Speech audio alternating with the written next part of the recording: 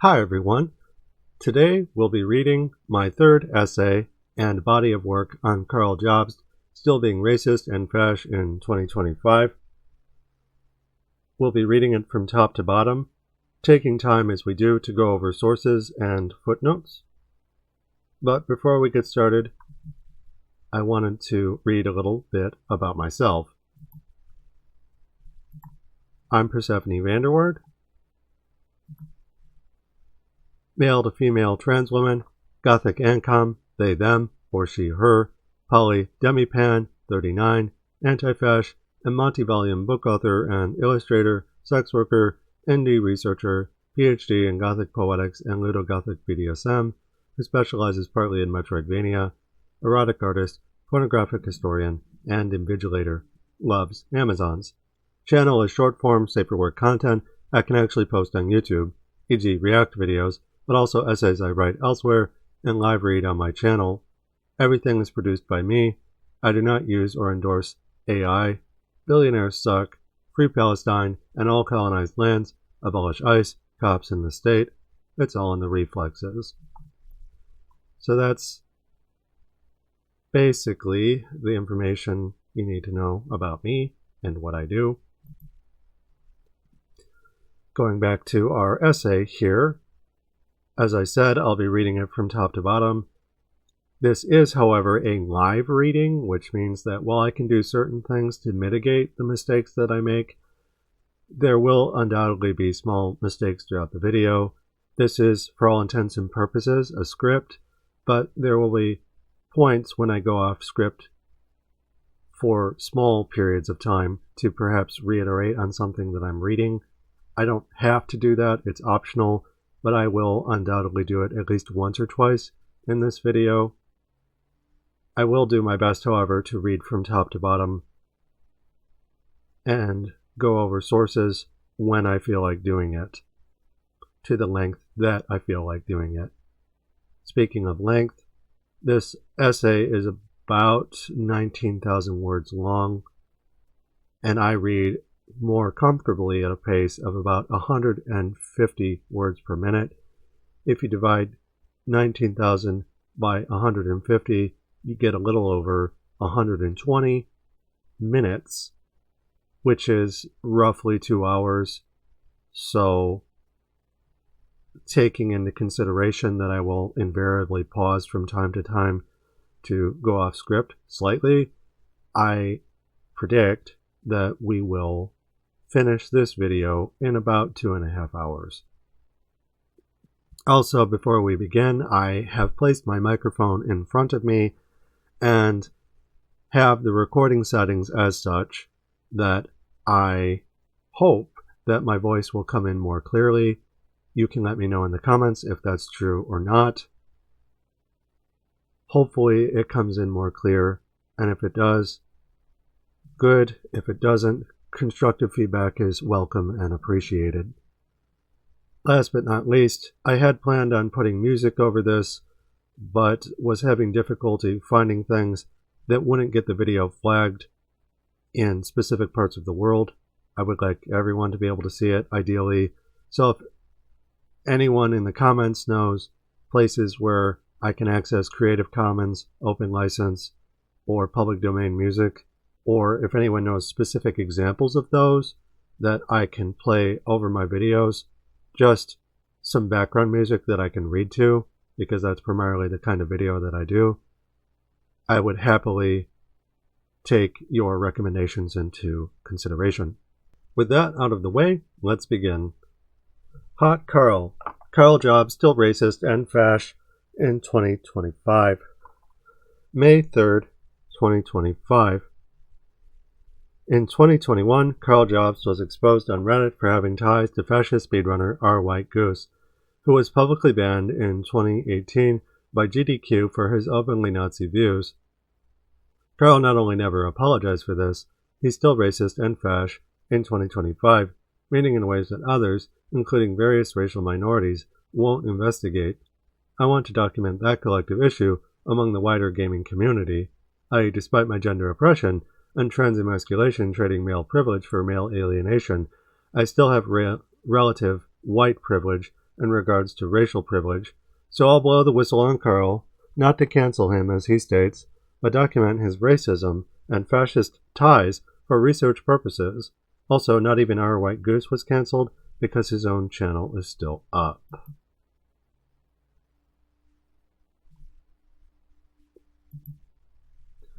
We'll also examine various people orbiting Karl, his friends, but also his frenemies and victims, e.g. Smash JT, Gen X and LUS, and Billy Mitchell and Apollo Legend, respectively. Content warning: racism, sexism, sexual assault, specifically statutory rape, transphobia, aporophobia, whorephobia, and fascism. Current version 0.93, whose Not Safe for Work PDF is downloadable on my age-gated website. Note: apart from several images being censored for nudity, violence, and slurs, this version and my website version are completely identical. Its contents are safe for work, meaning no nudity, with me having censored the backstabber image Gen X showed his audience on YouTube. In either case, Still Racist remains a work in progress, one whose research remains ongoing, from 2024, when first learning of Karl's fascist ties, to May 3, 2025, when releasing my initial draft, and afterwards, i.e. by adding onto it over time, as further developments came and continue coming to light. Said work is holistic, insofar as it concerns Karl, but also those who orbit him or otherwise have been affected by him over time. The content in this article, then, is subject to change, not when merely adding new evidence alone, but owing to the people I critique historically being bad actors, i.e. fascists, or people who exhibit fascist behaviors, i.e. who I must steelman my arguments against, post hoc, and in duality. We employ the same basic language, but for different reasons. Them for the state and for profit, me for degrowth and universal liberation, abolishing the state and all its tools, proponents, and monopolies. It is a dialectical material struggle, states' rights versus worker rights.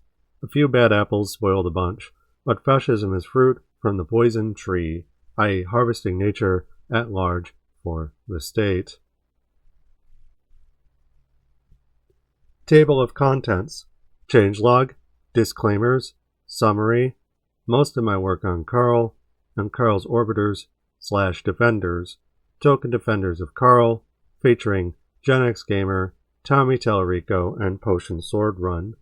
Further notes on Karl's community, fellow conspirators, e.g. Smash JT and RazörFist.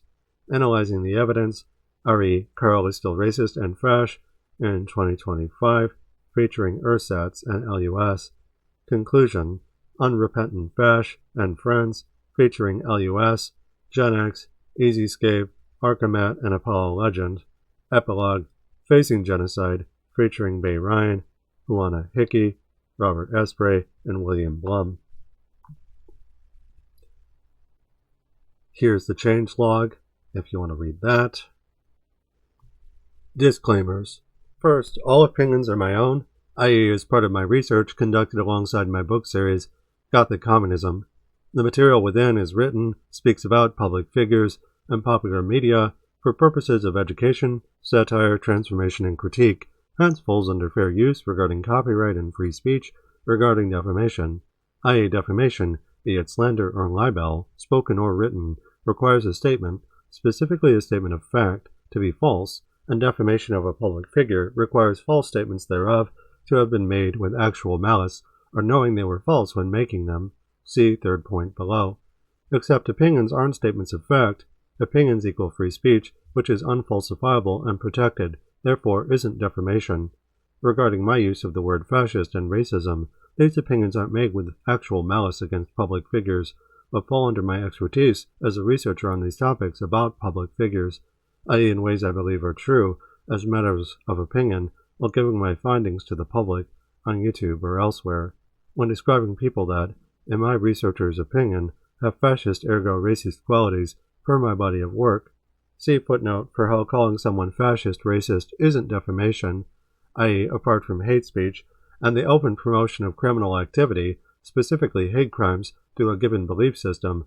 Fascism and racism more broadly aren't strictly criminal in America, but political beliefs protected under free speech like all opinions are.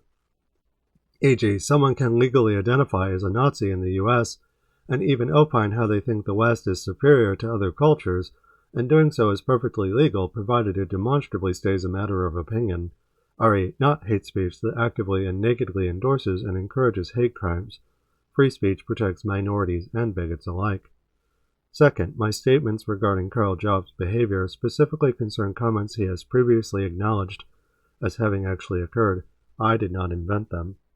Specifically in his video, I'm being sued and cancelled, which addresses the Reddit leak in 2021 after Tomato Anus refused to work with Karl, cutting all ties, i.e. ostensibly when learning about R White Goose. Source, r/speedrun, u/emtech1.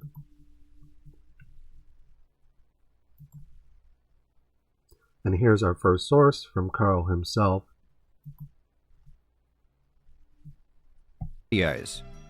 Now onto this cancellation. A few people in the speedrunning community have been trying to cancel me ever since I started making content on YouTube, for reasons we will get into in a moment. Now, as we watch this, Karl is going to acknowledge that his connection between R White Goose and himself is real, and also that the screen cap between him and R White Goose is real.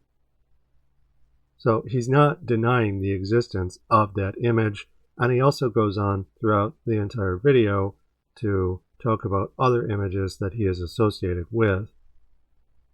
So I wanted to play at least part of what he says here. We're not going to watch the entire thing, but I'll give you a clip. Until now, it has never really impacted me, and I chose to ignore it, because I felt like it was spurred on by bad faith actors and trolls who simply didn't like me and were trying to find ways to make me look bad. But recently, I did get impacted. I had just started a podcast with another speedrunning content creator, Tomato Anus, and we had recorded a few episodes. Then, last week, he got sent screenshots from someone hoping to make him disassociate with me, which he did, announcing his decision on Twitter. This tweet then gets posted on Reddit, which is where things get crazy. People flock to the topic, posting insane, made-up, false claims that just blew my mind. Interspersed is some valid criticism, but from what I can tell, it appears to be mostly an intentional smear campaign by a group of people hoping to cancel me. And the crazy thing is that people who are reading the comments just accept everything as fact without asking any questions. So how and why did this happen? It goes back to November of 2018, when another GoldenEye speedrunner, R White Goose, got banned from AGDQ after a massive collection of screenshots was made public, showing him saying terrible things in his Discord between 2017 and early 2018. And these weren't just terrible things, they were really, really terrible. Goose was ostracized from the community and labeled a Nazi. This all relates to me because I associated with Goose online, and in the screenshot dump, I was in one of the screenshots. In the album of 150 pictures, I appeared in one. What I said wasn't good, and I will talk about it later in the video, but the thought process for some people was that because Goose said bad things in his Discord, that made his Discord a Nazi Discord. There's Karl talking for a bit, essentially explaining that yes, he associated with R White Goose, that the image between him and R White Goose is real, and if you continue watching the video, he will not only go over that image, but he will also go over a variety of other images where people have called him out for things that he said that are sexist and racist. Specifically, this was the image where Karl and R White Goose were having a debate about when it was acceptable for white people to say the N-word, but there is a variety of other images that he talks about as well, and we will go over those and other images on top of that in my response. Third, when describing Karl and company as fascist and racist, I'm not accusing them of criminal activities, but describing the problematic beliefs shared by all to varying degrees in academic language, i.e. that contribute to larger systemic issues my research explores, re on fascism, video games, and racism, as well as transphobia, sexism, and so on. In America or Australia, it is neither A. defamatory to call someone fascist or racist through matters of opinion, nor B. a crime to be fascist, meaning specifically to express fascist beliefs and or belong to a political party that adheres to said beliefs within the limits of either country's laws regarding free speech, i.e. owing to political beliefs and parties being free speech, which America's Constitution, specifically the First Amendment, protects, versus Australia's International Covenant on Civil and Political Rights, or ICCPR, which has similar though not entirely identical qualities concerning free speech, ergo fascism, and other political beliefs. My work here is not a criminal accusation then, but an academically informed opinion regarding people I think are acting fascist, therefore racist. Opinions in America are free speech in the legally protected sense, i.e., something cannot be defamation regarding public figures unless it is demonstrably false as a statement of fact, but also actual malice, which opinions cannot be. The legal standard is far higher for public figures because actual malice is a legal burden of proof that specifically applies during defamation cases to public figures. And here we arrive at our first footnote. Footnote number 1. Concerning the legality of calling someone a Nazi or fascist regarding their behavior as racist, i.e. as a matter of opinion tied to public figures, which YouTubers are, here is some additional information, re from my essay, White Moderates Don't Challenge Fascism. Most important is how Nazi does not have a single definition. 1. Nazi as I use it is synonymous with fascist, which I will explain more in a moment. Nevertheless, it doesn't exclusively belong to Hitler in the present moment, e.g. neo-Nazis, nor did it in past forms of American fascism while Hitler was alive, e.g. the American Nazi Bund, but also the KKK, and their own neo-medieval orders and terminologies. 2. There are groups comparable to Nazis in function, if not in name.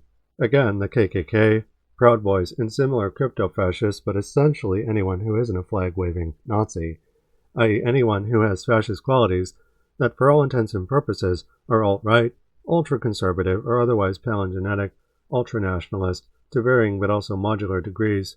See Umberto Eco's 14 points.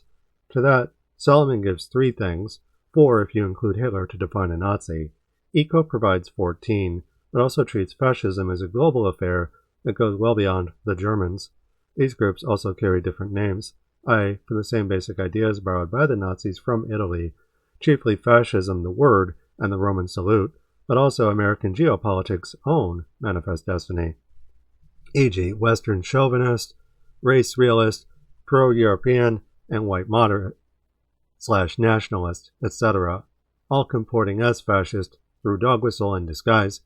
You can be a Nazi without advertising as one across a polity of fascist offshoots.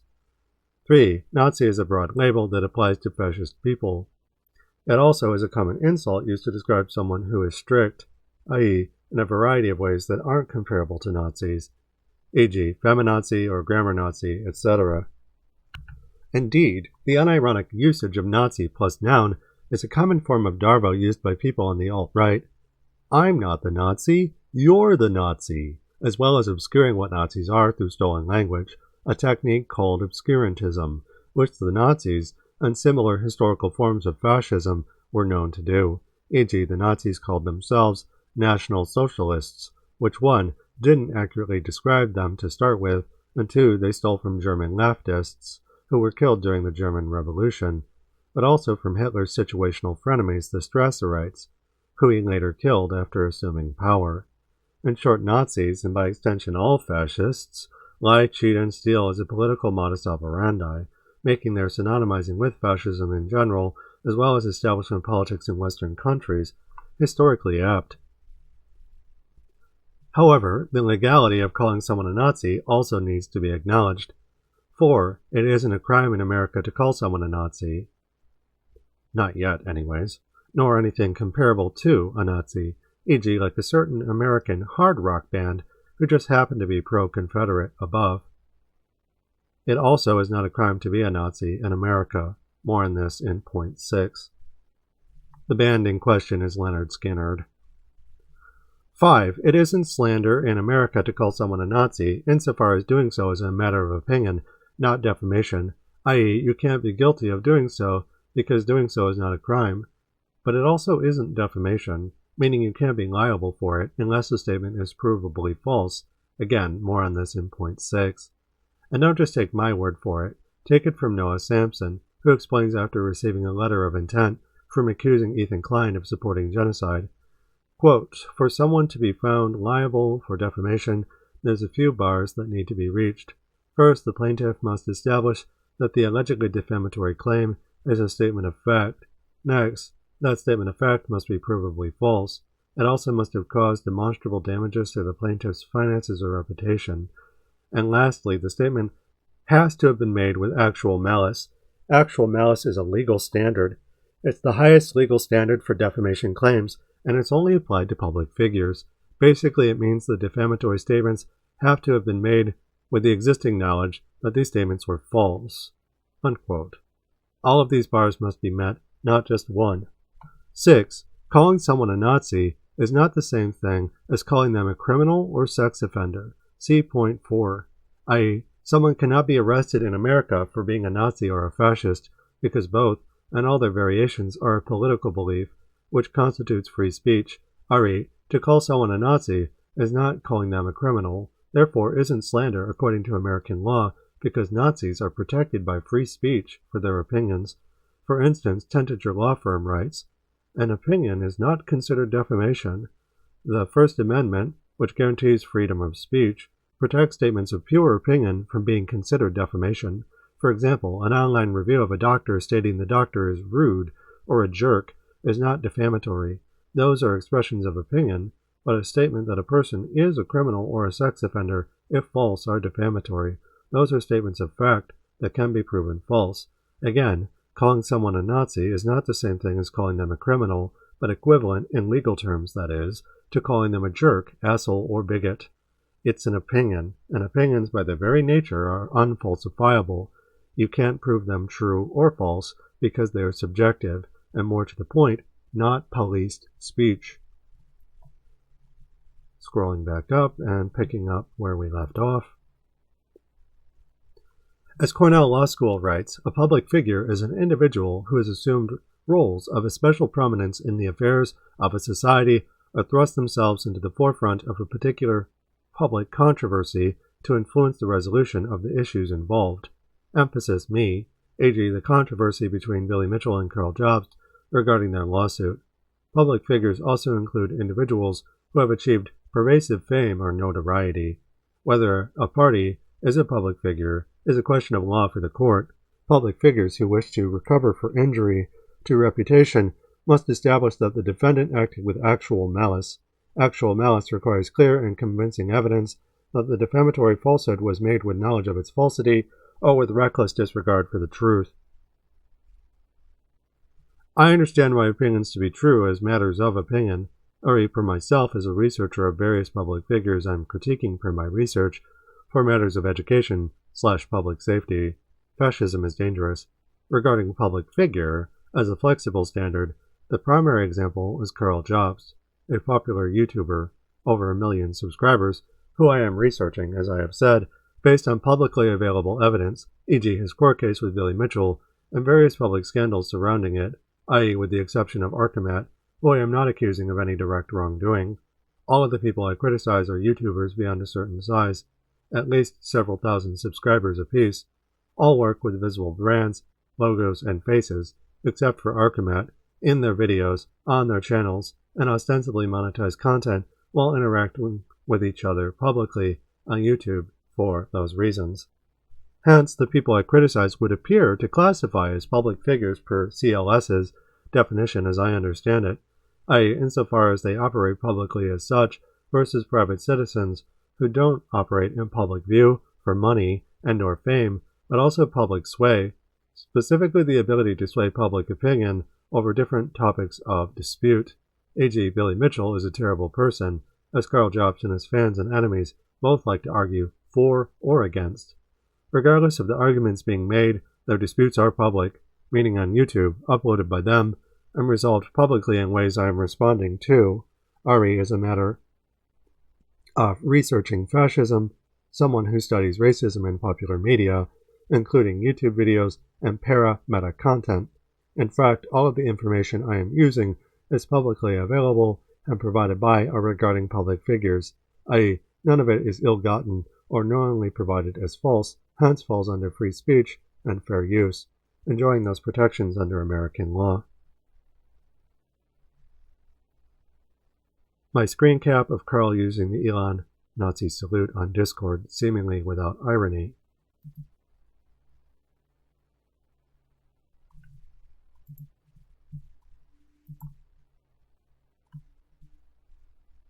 And if you go down here, for instance, you can go to his Discord channel and la-di-da. Now, okay, I'm going to accept that. And if we click on that, for instance, here is his actual channel. Okie dokie. A lot of people don't want to go onto his Discord channel, but here, if you want proof that Karl is still a crypto-fascist in 2025, as of 4/2022, and this is after the lawsuit that he lost, after April Fool's, he has My Heart Goes Out to You. This is crypto-fascism, where he has Elon Musk doing the Nazi salute. Also, to clarify, it's 4/22/2025.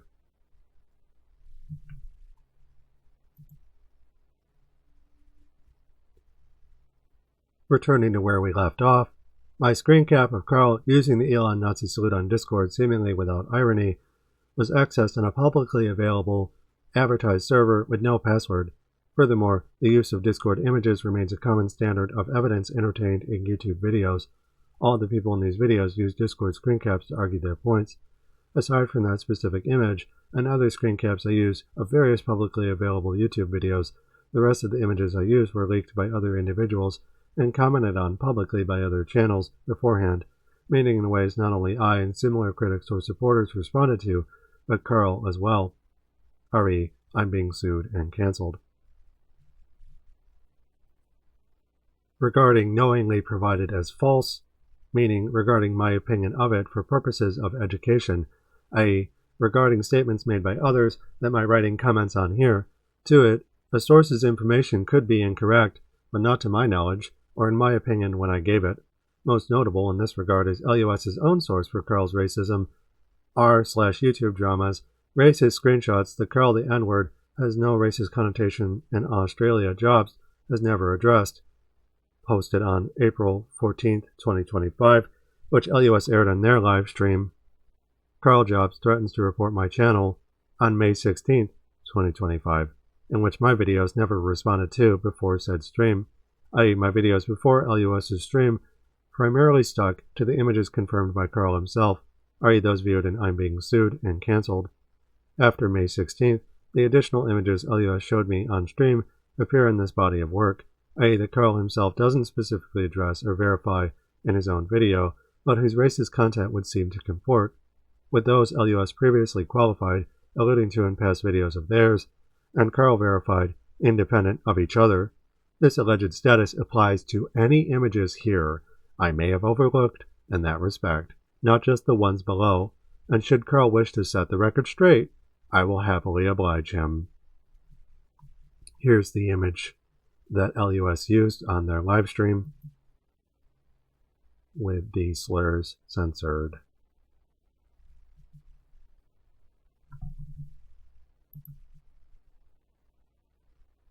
RE, the alleged thus unconfirmed but also undenied r/YouTube drama images. After LUS brought these to my attention on their livestream, I added the new images to my dossier of screen caps that Karl had already confirmed, i.e. because they seemed similar enough, and furthermore had never been publicly addressed by Karl as true or false, meaning before, during, or after LUS's livestream, so I can't comment on the above screen caps' authenticity, and can only say they are things, in hindsight, that Karl allegedly said. But even if they were somehow faked, the rest of the evidence that isn't faked, e.g. from Karl's own video and Billy's lawsuit and ensuing case law, is so overwhelming as to not change my opinion regarding Karl. Likewise, I did not knowingly supply anything here that might be false, knowing or thinking it was false, RE with actual malice, but instead gave them to supplement my previous confirmed findings on a public figure, and Karl most definitely is a public figure, reaching international coverage and acclaim, e.g. with his Guardian article after the lawsuit, as well as past television coverage regarding his case. Everything in this essay has been given in good faith, anything alleged provided alongside everything Karl has already confirmed as true. Indeed, I only now just realize how the additional images were never confirmed or denied by Karl, hence my writing of this follow-up here to cover my bases. Persephone, 6/27/2025. Summary. To summarize, Karl was exposed in a court of law on April 1st, 2025 for, among other things, lying to defraud his audience. To it, I've looked more into his racism and other bigotries, i.e. by investigating him, but also anyone, token or not, who defends him. There's a lot of findings, persons to keep track of, e.g. Karl Jobst is racist in 2025 plus full evidence, and token racist who defends Karl Jobst is sexist in queerphobic too, which I've compiled into this larger compendium. Said compendium summarizes my research and findings, but also various works by other people, i.e. those who have also investigated Karl and his friends, the entirety of our combined materials going back years, to at least 2018, but frankly further back than that if you also consider Karl's pickup artistry from the mid-2010s and GoldenEye speedrunning days from the early aughts. And here we have Donkey Kong champion wins defamation case against Australian YouTuber Karl Jobst. This is the Guardian article. Again, Karl Jobst is very much a public figure at this point.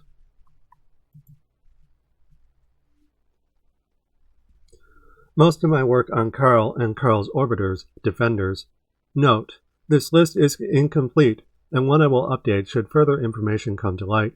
It provides my own coverage, compiling it for curious parties, i.e. this section summarizes my findings regarding Karl's racism. To that, I've produced more material concerning Karl's bigotry, his racism, sexism, and crypto-fascism than is being shown here, i.e. this list records the based findings, whose overall conclusions regarding said findings I shall explore afterwards. To it, here are my extended writings and videos in which my conclusions are founded. Written, book, Modularity in Class, August 27th, 2024. The first piece I wrote on Karl, beyond citing his videos in my work, i.e. the one where I first came across the 2021 evidence against him and wrote about it in regards to my own research on sexist, racist gamers under neoliberal capitalism the world over. Written, blog, those who walk away from speedrunning, a trans woman's experiences researching and abuses suffered from the speedrunning community. January 13th, 2025. A follow-up to Modularity in Class, one where, as part of my 2025 Metroidvania corpus, I re-examine several bigoted streamers and YouTubers, including Caleb Hart, but also Karl Jobst. YouTube, Persephone's Metroidvania Series No. 5, Those Who Walk Away from Speedrunning, featuring Karl Jobst. Also, January 13th, 2025, a companion video to Those Who Walk Away from Speedrunning, where I read said article out loud, but also discuss the evidence against Karl Jobst, i.e. I watch and criticize his pickup artist video. YouTube, Bell Tolls for Karl Jobst, redeems Billy Mitchell by lying about Apollo legend, April 3rd, 2025. I discuss Smash JT's coverage of Karl Jobst losing his lawsuit on April 1st, 2025. YouTube, responding to a lawyer about Karl Jobst being a sore loser. April 8th, 2025. I watch LUS discuss Karl Jobst being a self-confessed sore loser in general, but also about the lawsuit. YouTube, on Karl Jobst, my final say, or full timeline breakdown, plus his bigoted past. April 23rd, 2025. I consider the entire timeline against Karl Jobst, both from my own coverage, outlined above, but also in a video by Arkamatt going over all the evidence against Karl Jobst, i.e. as of April 19th, 2025, including any of the times where Karl contradicted himself, which is a lot. I also give shoutouts to and outline the work of other YouTubers also covering Karl, Gen X Gamer, LUS, and Smash JT, among others. YouTube, Karl Jobst is racist in 2025 plus full evidence. April 30th, 2025. Due to other YouTubers discussing Karl's sexism but not his racism, I compile all the evidence I can find on short notice into one video. I also discuss Gen X and LUS's curious reluctance as racial minorities to discuss Karl's racism openly, while still acknowledging that he is racist. YouTube, Token Racist defends Karl's racism. May 2nd, 2025. I respond to Gen X calling me out, with Gen X essentially being a token racist person who defends Karl Jobst, a proven racist person, as he does so. Racism is provable, ipso facto, by virtue of action. YouTube, Token Racist who defends Karl Jobst is sexist and queerphobic too. May 9th, 2025. I respond to Gen X calling me out again, with Gen X continuing to defend Karl by acting queerphobic towards me, i.e., while calling out Potion Sword Run, someone who cited my work in good faith. YouTube, the relative tokenism tone policing of LUS regarding Karl Jobst. May 10th, 2025. I respond to LUS's conflicted tokenism, i.e., as a non-white queer person who openly calls Karl out for being racist, while also whitewashing Karl's racism as his dark past, which LUS downplays, both by refusing to investigate as well as rebranding Karl's behavior as simply being rude. YouTube, defending my research, sex work, teamwork from a token bigot. May 11th, 2025. Gen X Gamer, already racist/queerphobic in his token defense of Karl Jobst, a known crypto-fascist, attacks me and my friend's work, i.e. by saying it has no value, despite us merely trying to survive fascism, which he gaslights. Real pimp behavior. For a follow-up on said behavior, consider how Gen X reacts when seeing the models on my page, saying they don't look oppressed, i.e. by virtue of them being naked and getting paid for their sexual labor. As if people can't be oppressed because they're sex workers? Again, real pimp behavior. And punching down at minorities because many of the models are GNC and are non-white, making Gen X sexist, queerphobic, and racist. But Gen X also compared me, a trans sex worker who pays sex workers for their labor and has zero ability to control their lives, to Andrew fucking Tate. Pot, meat, kettle. Backstabber, where Gen X censored the images himself and complained about them to his audience. Please note how the image is originally censored by him, but censored even more by me because he couldn't even do that right, accidentally showing labia and butthole to his own YouTube audience. I have censored said labia and butthole out, but here is my original community post on YouTube about it, as well as my video response to him, his attack not on just my friends, but also on his own non-white friend for defending me. Gen X has since made his video members only.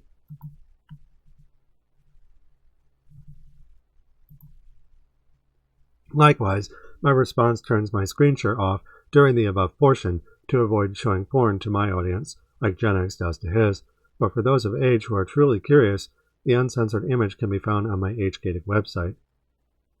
Showing porn to minors is a crime, Gen X.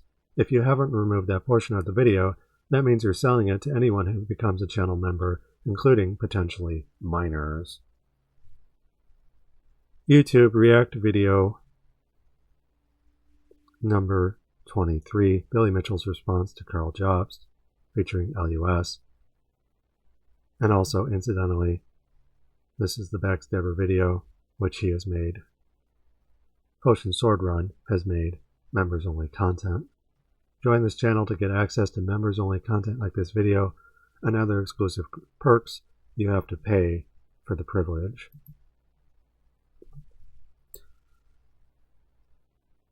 React video number 23, Billy Mitchell's response to Karl Jobst, featuring LUS, June 22nd, 2025. I watch and defend Billy Mitchell's response to Karl Jobst. I also respond to people who, intentionally or not, defend Karl, e.g. LUS asking for mercy from Billy to Karl, and downplaying, underreporting Karl's racism, while LUS praises Ethan Klein in the middle of a genocide. Token defenders of Karl, featuring Gen X Gamer, Tommy Tallarico, and Potion Sword Run. This portion looks at a defender of Karl's, Gen X Gamer, a token bigot who has attacked me repeatedly on YouTube. YouTube, a token bigot goes full mask off fascist, May 11th, 2025. Gen X Gamer goes full mask off, i.e. this time saying he'll prove that I'm a fraud, only to employ witch hunt and conversion therapy arguments while dead-naming me and misgendering my friends and I. He also apologizes for sexual sex worker abuse, slut and kink shames myself and others, hates on artists, poor people, service workers, denies the validity of my arguments and relationships, calls me a coward for talking about my own rape, and attacks my professions, re. sex worker and erotic artist, fundraising for sex workers and disabled people, with him literally comparing me to Andrew Tate while confessing to his own wife, being a sex pest, all while still being racist, sexist, and transphobic as he brown-noses Karl Jobst. Dude is straight up asking Karl, a broke crypto-fascist who misled his own audience to fleece them, now a matter of public record, re. the judge from Billy Mitchell's lawsuit certifying Karl's defamatory actions, to sue me for calling Karl and Gen X racist. The point here is that abusive persons like Gen X are precisely the sort that Karl's own behavior attracts, those from his own community who emulate him, token or otherwise. Karl is a bad actor who lies to actively harm minorities, e.g., trying to get LUS to report on a false claim about the completionist that originated from Karl. Also, here's an image where Gen X is dead-naming me and shaming me, to which I respond on May 12th, 2025. You've already shown me your true colors, dude, i.e. that you're straight-up token Fash, i.e. with a sex-pest wife, attacking poor people and sex workers, and literally trying to gotcha me about my own rape. We're done here. Please bear in mind that Gen X initially acted like he didn't know about Karl's racism, i.e. that he asked me for sources. Quite simple. If we click here,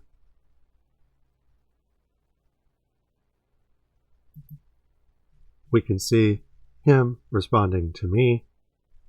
Is there somewhere I can read up on it? Video posts? That insisted that the sources I gave him were made up, doing so despite Karl acknowledging them back in 2021, re. I'm being sued and cancelled, and me pointing that out to Gen X. Gen X and Karl are cut from the same cloth, with Gen X feverishly defending Karl despite being shown irrefutable evidence that Karl is racist, e.g. the Nazi salute, in analyzing the evidence, but also LUS calling Karl's behavior racist, LUS exposing Karl Jobst, GoFundMe scandal 2 years ago, another timestamp. This guy's video, I found some other stuff that is very disturbing on the Discord channel that Karl has posted about, and again, it's a long time ago, and it's a little racist, if I had to be honest with you, and I didn't take Karl to be that type of individual, but again, the more I learn, let me repeat this again. I'm getting really upset right now about Karl because I used to be a huge fan of his. If you watch the completionist arc I did, I was 100% on Karl and Mutahar's side. Then the more you learn about Karl, and people say, oh, it's because he lost. Yeah, it is because he lost. If he won, none of this would have mattered. Nope. Okay. And me pointing that out to Gen X is the Roman fool, stabbing himself for Karl's benefit, insisting as he does so, to paraphrase, I'm pure intelligence, you're not. To it, Gen X's fatal us versus them vision equates to a pimp-like view of the world, one projected onto his whore-like victims, mirror syndrome, but one we can expose him with after he goes mask off, reversing objection, i.e., once he unmasks himself, he can't go back, crossing the Rubicon, as it were. Gen X is a race traitor, and traitors, race or not, classically harbor a contradictory worldview, one instilled into them by capital, in which he and others like him want their audience and their victims to believe it's both total and enforceable without question. But the fact remains that some people will question it, and all while still being fair in their own criticism, e.g. Potion's sword run, viewing me as human and recognizing Gen X's police-like behaviors against me. According to Potion, both men even come from the same struggle, around which a marginalized community of misfits was built. A video game grifter called Tommy Tallarico, who stole everyone's money during the Intellivision Amico scandal. I was thinking about how Potion and Gen X met during Amico, merely because it gets mentioned a lot by both men. Given the size of the scandal and the pedigree involved, it feels on par with saying you met someone at Woodstock or after the JFK assassination, and that's fine. People still argue about Stalin's validity as a ruler or whether or not the moon landing was faked. Though not quite on that level, the Theater of Nations, the Intellivision Amico scandal is definitely more upper-class, white-collar crime than anything Karl committed, though Karl's crime is still white-collar, just smaller. The person who asked me to study the scandal explained, it's like the Fire Festival, or Theranos, of video gaming. While Theranos was a billion-dollar scam, I'm nonetheless beginning to see what they mean, i.e., Tallarico was the cousin of Aerosmith singer Steven Tyler and someone who has worked in the video game industry for over 3 decades on 250 titles, a conman who duped Intellivision donors out of a cool $17 million versus Karl's relatively small time, $200K GoFundMe con, and $1.8 million in legal fees. Source: Interracial Bigotry, where Potion Sword Run responded to my video. I just clicked on this and haven't had a chance to watch, but will watch tomorrow morning. However, the Amico. It was a retro-style video game console called Intellivision Amico, crowdfunded by Tommy Tallarico, that ended up raising about $17 million and ended up being a scam. There was a whole community that grew out of that, both pro and against. It was a constant battle of content from creators. Pretty much, it was a moment in time where all us creators crossed paths and built relationships. Let me just say, it was and still is a dysfunctional community full of misfits. And I would imagine that that statement extends to Potion Sword Run, but also Gen X Gamer. Though Potion would go on to explain Amico further during the opening to his video, Why Defend Persephone Against Gen X and Not CPE from Quaya.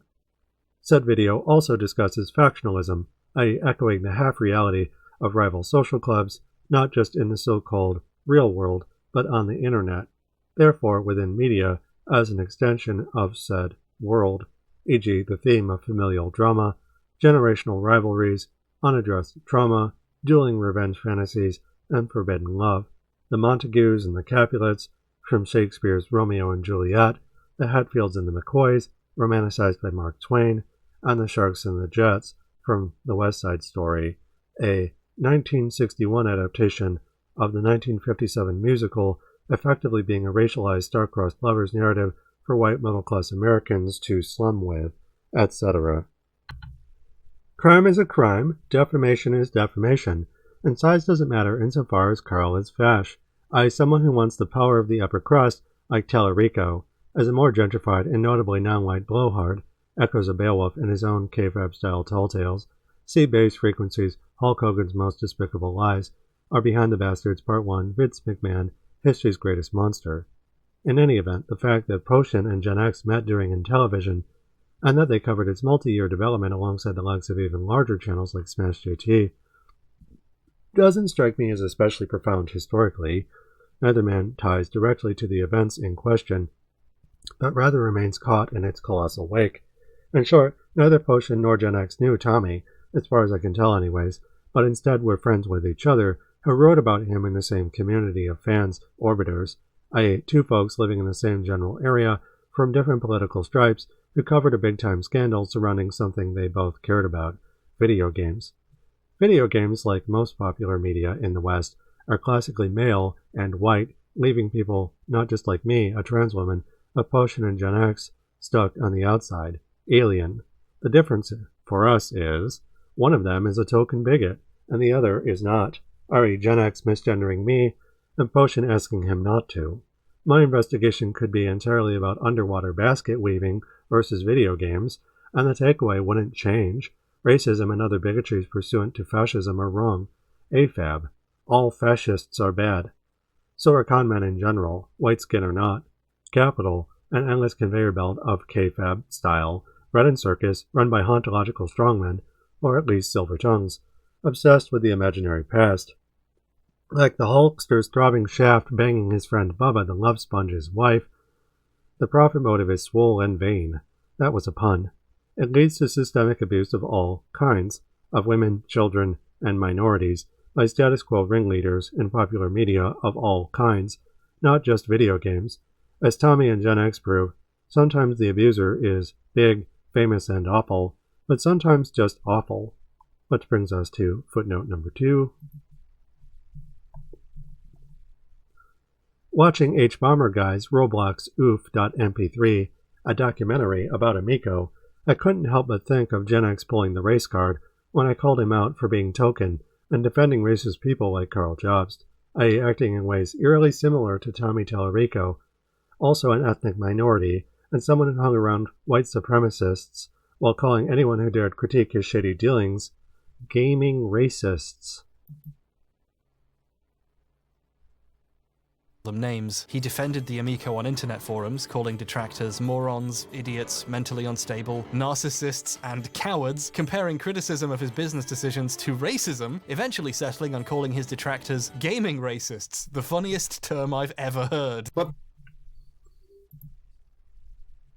History repeats once in tragedy and then in farce, Marx wrote in 1852, and the best predictor for future events are past clues. Use these clues to spot and denude future fascists, including race traitors and class traitors at large, who almost always are sex pests in some shape or form, e.g. Caleb Hart below.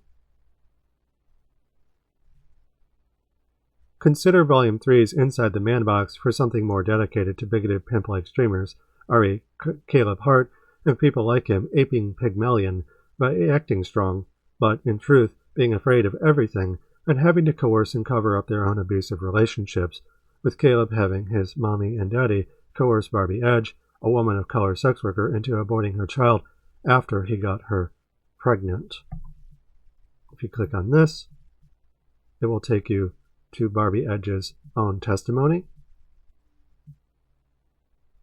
And this includes not just their written testimony, but also receipts. The only time such persons are happy is when they're in control, and harming others with said control, so we must take it away from them, through our voice as the antidote to silence, thus rape and genocide.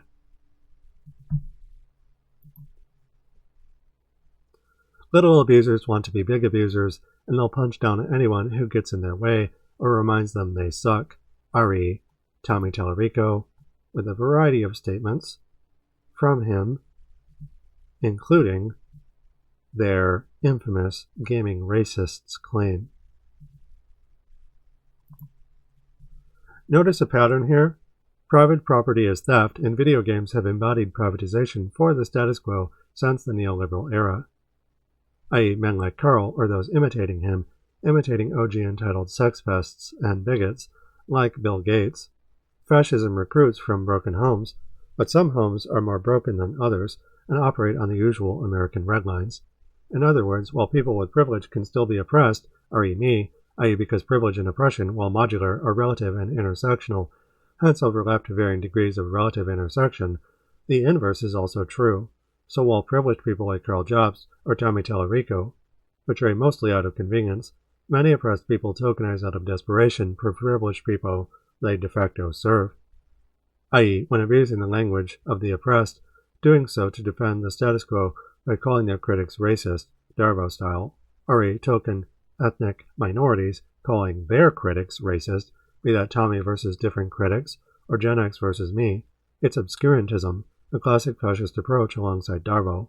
Furthermore, this historical material tendency to punch down is criminogenic in origin, i.e. the socio-material conditions that cause it, re. capitalism, breed a cruel pick-me loyalty, regardless if one side is aware of the other's existence. Instead, it's merely taken for granted, as Karl does with token fans like Gen X or LUS defending him when push comes to shove. The fact remains, Gen X tragically embodies the faithful, loyal one who will lick the boots of those who kick him.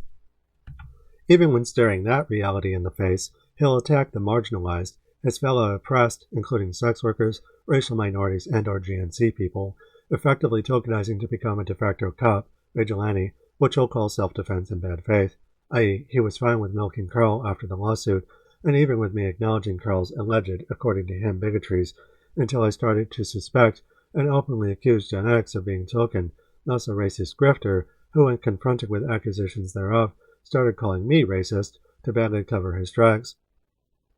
Below.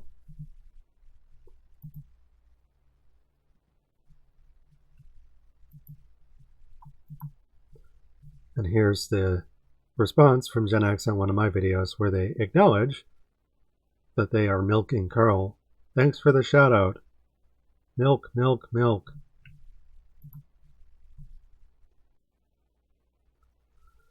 An aura of protection that Gen X gamer has been conditioned to think will protect him a priori. A force of will, might makes right. The fact remains racial minorities can still be racist, and it's not defamation to call that out through my work.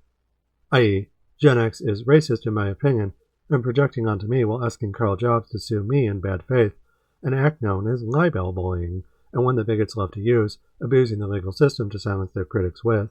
I'm not liable for defamation when critiquing Karl and his friends, any more than Steve Martin is guilty of Mexican cat juggling, or any such moral panic invented and enacted by pearl clutchers acting in bad faith, i.e., abusing the legal system to everyone's detriment. Fascism only cares about power, and will lie about anything, however untrue it demonstrably is, to acquire power, often money, but not always. And here we arrive at footnote number 3. i.e., power takes precedence over money, price being no object, e.g., Karl literally bankrupted himself over Billy Mitchell's lawsuit, caring more about controlling his fans than keeping himself afloat, or thinking about his family who are dependent on him. By comparison, Gen X not only defends Tommy Tallarico and Amico by using words like traitor to attack former friends like Potion, who is disabled from a failed kidney transplant, making Gen X ableist on top of everything else. Gen X wants Karl to sue me and keeps defending him despite said bankruptcy. Absurd shows of loyalty like these demonstrate how both men would rather die on these hills, i.e., perishing for their racist beliefs, than admit they were wrong and try to move on, /change.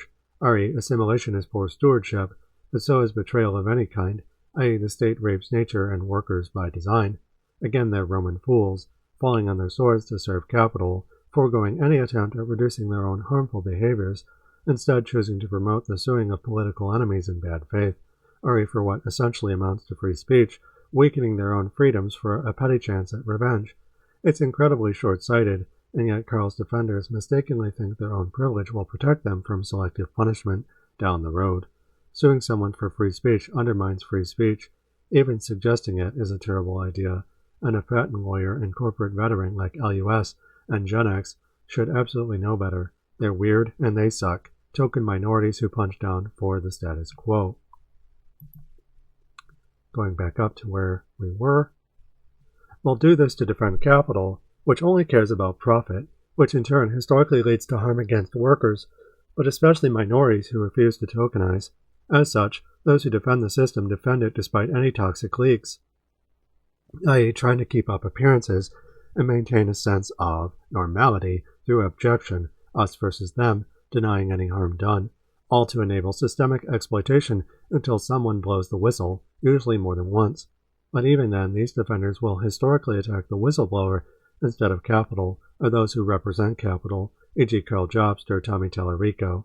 Silence is genocide, including willful silence and repression of evidence, i.e. by deliberately keeping mum and forcing others to do the same.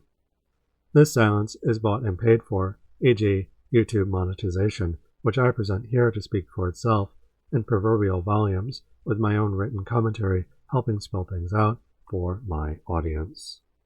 Further notes on Karl's community, fellow conspirators, e.g. Smash JT and RazörFist.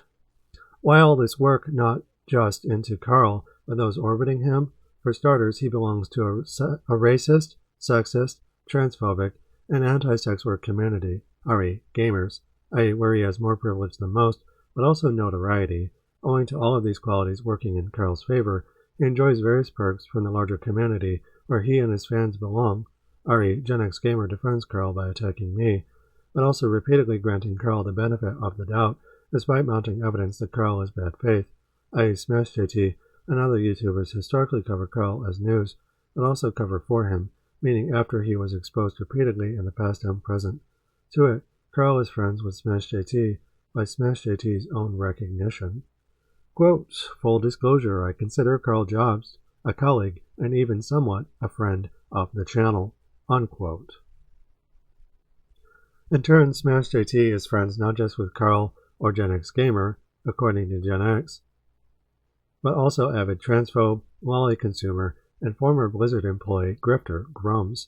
They're all cut from the same cloth, the cloth of fascism pimping the rest of us through layered toxic gamer culture, i.e., as the same old bread and circus, re, those who walk away. Fascists wear masks, including white token moderate ones, all which defend the structure of profit, thus genocide, that Pax Americana entails. In turn, doing so breeds a bad faith continuum that historically materially breeds other problematic behaviors across all registers, not just online, e.g., like rape culture apologia that my research opines all of the above are complacent and complicit towards to varying degrees. In this section, we'll examine Smash JT's behavior towards RazörFist, specifically the accusations of statutory rape RazörFist currently faces. And here we have an image where RazörFist is saying, or specifically Smash JT about RazörFist is saying, RazörFist threatens to sue me for reacting to a video on May 1st, 2025. Smash JT is a conservative, ostensibly white straight grifter who only outs members of his own broader community, the manosphere essentially, when they personally attack him, and when he does so, he blames it on the left, e.g. saying that RazörFist, an alt-right metalhead whose formerly underage girlfriend accused him of abusing her when RazörFist was in his 20s, while dating this person, making it statutory rape. Below isn't on the right, but on the left, according to Smash JT. He says this because, again, according to him, the left censors free speech and the right doesn't, to which I respond, sweetie, you're high off your ass if you think RazörFist is a leftist. Like, for real, do you seriously think Trump, Musk, or anyone else on the right is about protecting free speech, but wait to use one of your own to come after your political enemies, i.e., as a proxy to scapegoat and blame the left for?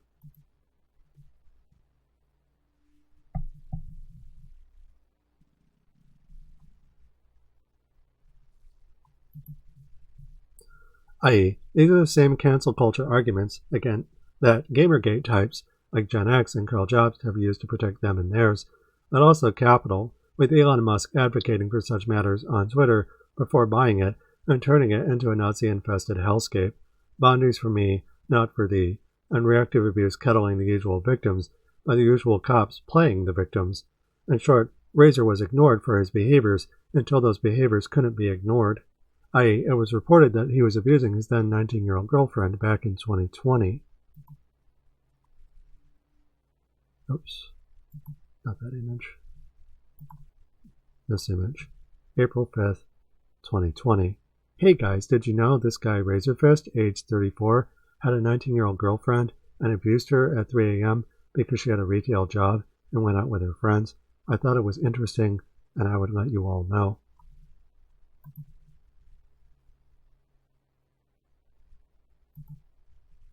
Reminder that RazörFist dated and bragged about having sex with a 15-year-old girl while in his 20s. And this specific tweet is actually from 2025. Back in 2020, the same year, Caleb was abusing Barbie Edge, and Karl's own abuses came to light. See footnotes. Except Razor and their girlfriend were already breaking up by that point. The two had actually been dating back in 2016, during Gamergate in Trump's presidency, when she was ostensibly 15. If true, that's statutory rape per Arizona law. Quote, sexual conduct with a minor who is at least 15 years of age is a Class 6 felony. Except no one bothered to report on it until the statute of limitations were practically up, 7 years in Arizona, where again RazörFist reportedly lives.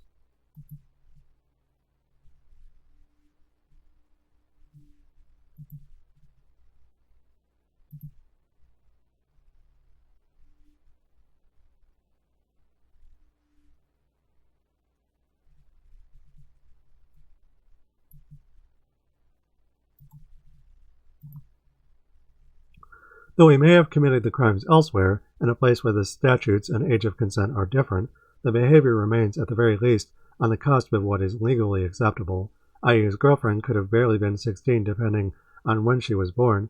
He's still a creep, and narrowly falling on the right side of a statutory rape law is still predatory insofar as Razor went on to abuse said girlfriend anyways. Update 6/26/2025. Upon closer examination, the two started dating in 2015, not 2016. To that, the girlfriend even explains how she was a teen when she and Razor began talking, and that they internet dated until she turned 18. Below. This doesn't clarify if she was 15. And here we arrive at footnote number 4. Even if she was 16, this still wouldn't be okay. The penalties would just be different. That being said, some exceptions could apply.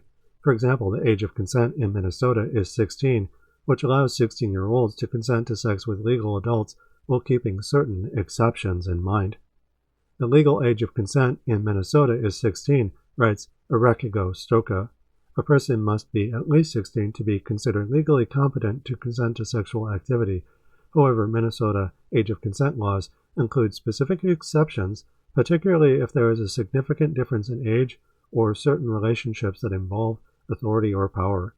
For example, Minnesota law prohibits sexual activity between a 16 or 17-year-old and an older person in a position of authority, such as a teacher, coach, or guardian. In these cases, the law acknowledges the potential, emphasis me, for exploitation or coercion. Potential for harm is the tipping point as far as exceptions go. For that, the legality of Razor's coercion would lie in Arizona's statutory laws, which lie beyond my expertise. And yet, if similar exceptions like the above ones exist, he'd be the clear and obvious target.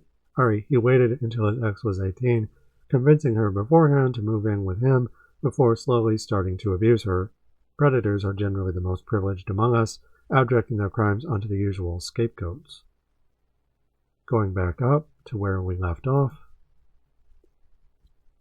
This doesn't clarify if she was 15 when they started dating, which unto itself could mean a variety of activities simulated online, not just sex, but is still incredibly coercive and fucked up on Razor's part, i.e. even if grooming unto itself isn't strictly illegal, the harm it causes the victim is plain. And likewise doesn't matter what kind of person she was, or even if she hypothetically initiated the talks, she's still a victim, and grooming is wrong. Refer to Shang Sheng's low-tier groomer for a good explanation of this concept. It's wrong because the power imbalances at play are, by their very nature, unethical. I.e., it's far too easy for one side to abuse the other, and the victims are almost always women or children harmed by men, and yet grooming unto itself isn't a crime in the legal sense. Grooming, or child grooming, is the act of deliberately establishing a relationship with a child to prepare them for abuse, writes White Law PLLC. As an action in and of itself, grooming does not have criminal penalties, but facilitation of a criminal sexual act is, emphasis me, considered a crime. The sad reality is that grooming is both unto itself not strictly illegal and foisted off onto trans women and other minorities, i.e. mid-moral panic by the very people historically guilty of doing such things themselves, usually white cishet men and those defending them, all while the victims of said abuse commonly go unheard and or unbelieved, or they are blamed by society, taking the side of the abusers, shaming the victim as a slut, among other things.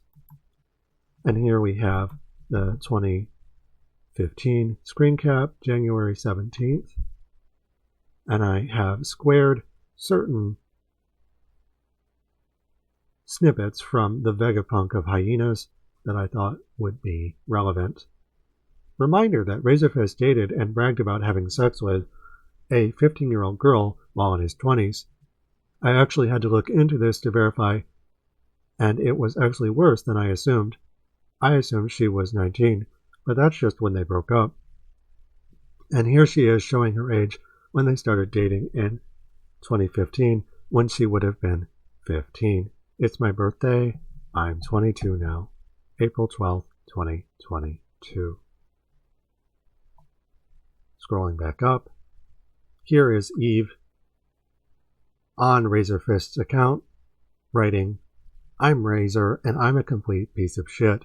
I jerk off to porn while my innocent girlfriend sleeps in the next room, despite criticizing everyone who watches porn online. I can't keep promises. I willingly meet her, and I belittle her intelligence when she catches me in lies. Obviously, this is Eve. If you haven't seen me on streams, this incident was a lie. Now you guys know. Hi, I don't really like to indulge in internet drama, especially about my shitty and abusive ex, but yes, I was a teen girl when we started talking, which is how I got into right-wing politics so young. I was also introduced to things like the movie Lolita, which is why I would often wear dresses. Internet dated all the way until I was 18. Then I visited Arizona, came back to Illinois, and moved back to Arizona quickly after. Things were fine at first, and then he started to randomly get mean as fuck. It's burnt into my brain, him calling me things like a low IQ troglodyte, was just very nasty towards me, and I did literally everything for him. Towards the end of the relationship, I started catching him being sneaky. He had a porn addiction. I actually caught him red-handed one late night, and he was so pissed off. He ended up pushing me hard towards the door. For some reason, he wanted to kick me out. I fell to the ground, and then he pinned me down, and didn't let up until a minute later. The next day, I was gone back to Chicago, and haven't been back since. That was damn near 3 years ago now. I'm my own woman now. That's all I'll say. And the reason for me saying this is because I'm tired of protecting somebody who hurt me mentally and physically, pushing me, spitting in my face, etc. He is very much an insincere asshole. Have a good day.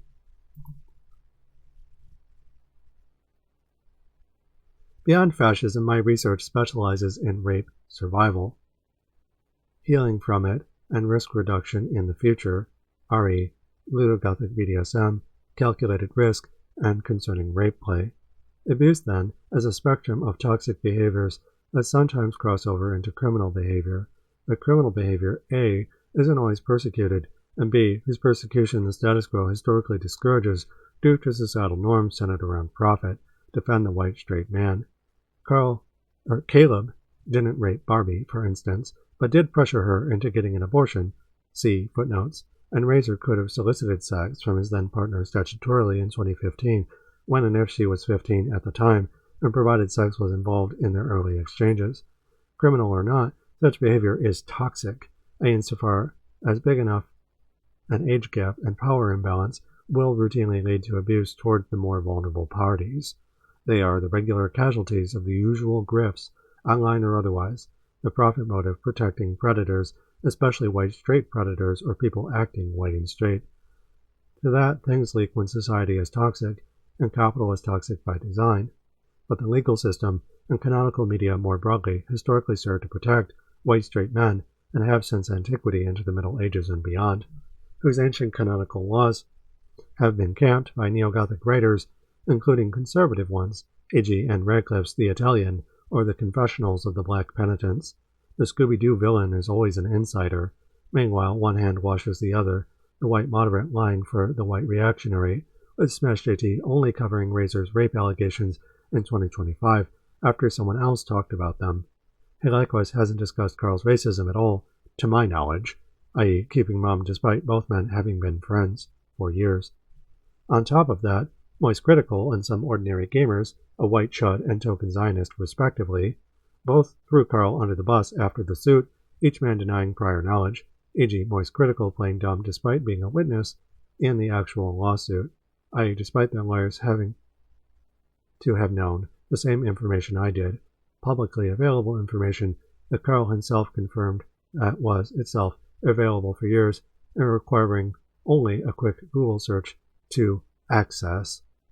The fact remains, racism, sexism, and queerphobia go hand in hand with sexual abuse, which includes rape denial/apologia, i.e. to protect the white token straight man as the center of history to defend and uphold since the founding of capitalism out of the Enlightenment. See John the Duncan's Woke is Dead, which I respond to, a Gothic researcher, author, sex worker, activist response. Timestamp. And, this is nothing new. This is not a new argument. For some leftists, the Marxist project has always been about truly realising the universal emancipatory promises of liberalism.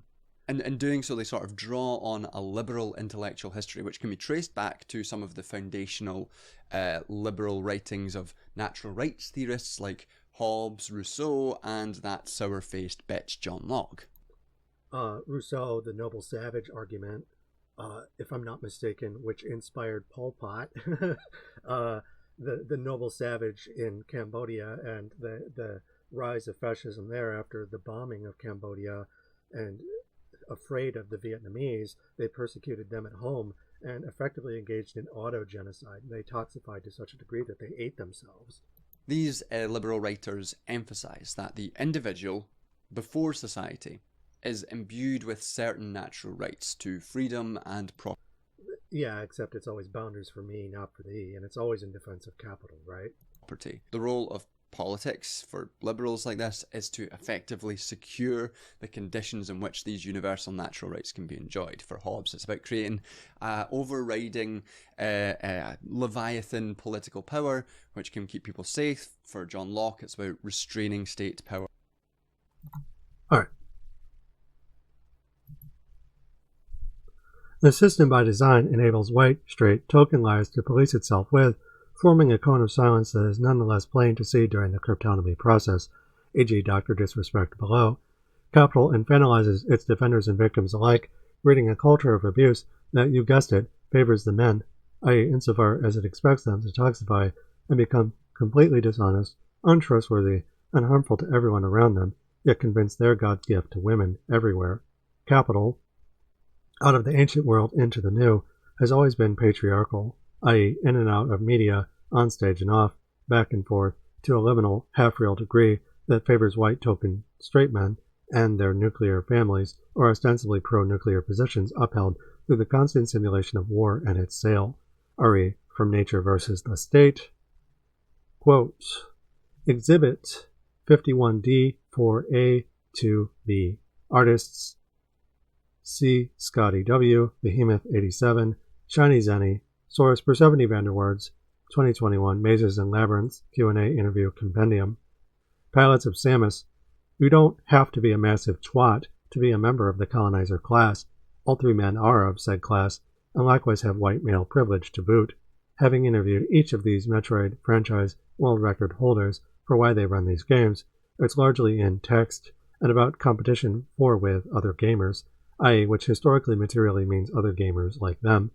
It's not to raise awareness, nor demonstrably help anyone oppressed systemically by capital, but to aggrandize themselves and themselves alone by competing endlessly for personal glory and wealth, thus bragging rights per game. And these ostensibly chill dudes might not appreciate my academic conclusions about them 4 years after the interview series petered off, similar to Jeremy Parrish pitching a fit about what I wrote about him. But them's the breaks, i.e. they're white, middle-class, straight boys making money, and only making money during an open genocide inside a system designed to cater to their needs since its inception, from the tabletop games of the 60s and 70s to video games from 1973 onwards, 86's Metroid and 93's Doom, pioneered by Cameron and id Studios, using Gates' computers, into an internet privatized after the early 2000s around the same kinds of men, re Twitch being a platform run by a Yale graduate entrepreneur, venture capitalist, and known for protecting men who fail up, conduct pedophilia. E.g. Dr. Disrespect, who the system protected for as long as it possibly could, re burying his reports and paying him out in 2020, banning him, and then letting him return a month later and sitting on the case for years. The usual benefactors tend to forget this, but courts and companies exist to protect the powerful and the in-group, white straight men, and always have, i.e. despite June the King insisting there is no comeback for Dr. Disrespect in 2024, he's already been remonetized. Canceling is a myth for white straight boys doing what they always have done under capital, and which they accuse others of doing through Darvo arguments, i.e. exploiting vulnerable parties from positions of power and privilege, since at least Catholic priests. E.g., the trans women are pedophiles, not us. To that, Dr. Disrespect is a black penitent, literally wearing rapist glasses. Footnote number 5, R.E. John Jolie. Ladies love the bad boy look, and you can't get much worse than a rapist. and a porn stash, and who straight up admits to having inappropriate messages with a minor, while also cheating on his wife, who protects him because he's the breadwinner, yet continues to thrive in a system that is only expanded to tokenized through other venues of conquest, i.e. per the Protestant ethic and neoliberal capitalism during the internet age under capitalist realism. Protecting people like Dr. Disrespect is literally protecting capital and extends to Mel Gibson, Bill Gates, Bill Cosby, and anyone else seemingly made of Teflon. They're not correct. They're protected by a system that literally lets them get away with rape, murder, and any other crime for anyone but them. Trump pardoned the January 6th insurrectionists. What's another rapist, adulterer like himself? In turn, white male privilege carries with it white male fragility, but also golden handcuffs. Not once have I seen any of these people, the speedrunners above and their friends, discuss anything but games, i.e. as things to play without politics. Such gamers, who stream and speedrun for the reasons listed above, are the heroes in a tale told by four idiots, i.e. activism, political action doesn't tie to their existence, because their existence is already secure, provided they toe the line. That's what fair and balanced means to them. Intended play, emergent play, so long as it upholds the status quo.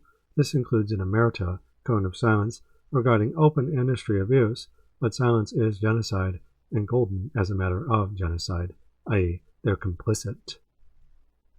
While complicit remains a matter of debate, abuse is nonetheless a spectrum that includes criminal and non-criminal behaviors that aren't always addressed, i.e. in the timely manner demanded by the legal system from its own victims, which the status quo polices. To that, the legal system and society more broadly canonically exist to protect status quo abusers on the profit motive from their own victims.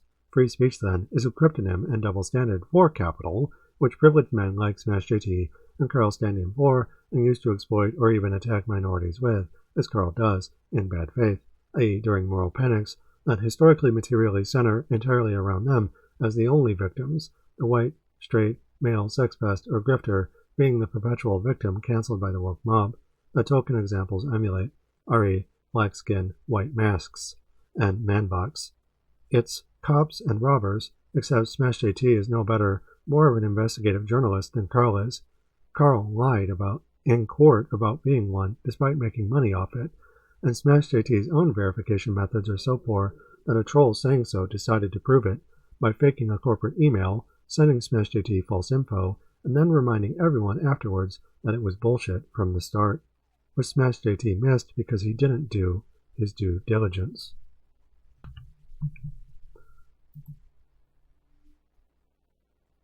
Like, the guy literally says, Smash JT sources are bullshit, and then he tells you some kind of bullshit that vaguely fits your narrative, and you're like, well, checks out what I already think is gonna happen. Is true. Big. No, he proved effectively you're a grifter just now. And yet, Smash JT's own bad reputation is, similar to Karl's, something to mask, is doing so allegedly going back years to 2020. Impunity is the apex of privilege, or something that breeds stupidity through the privilege to police themselves for profit, failing up, as it were. That's how the system, ergo fascism, works.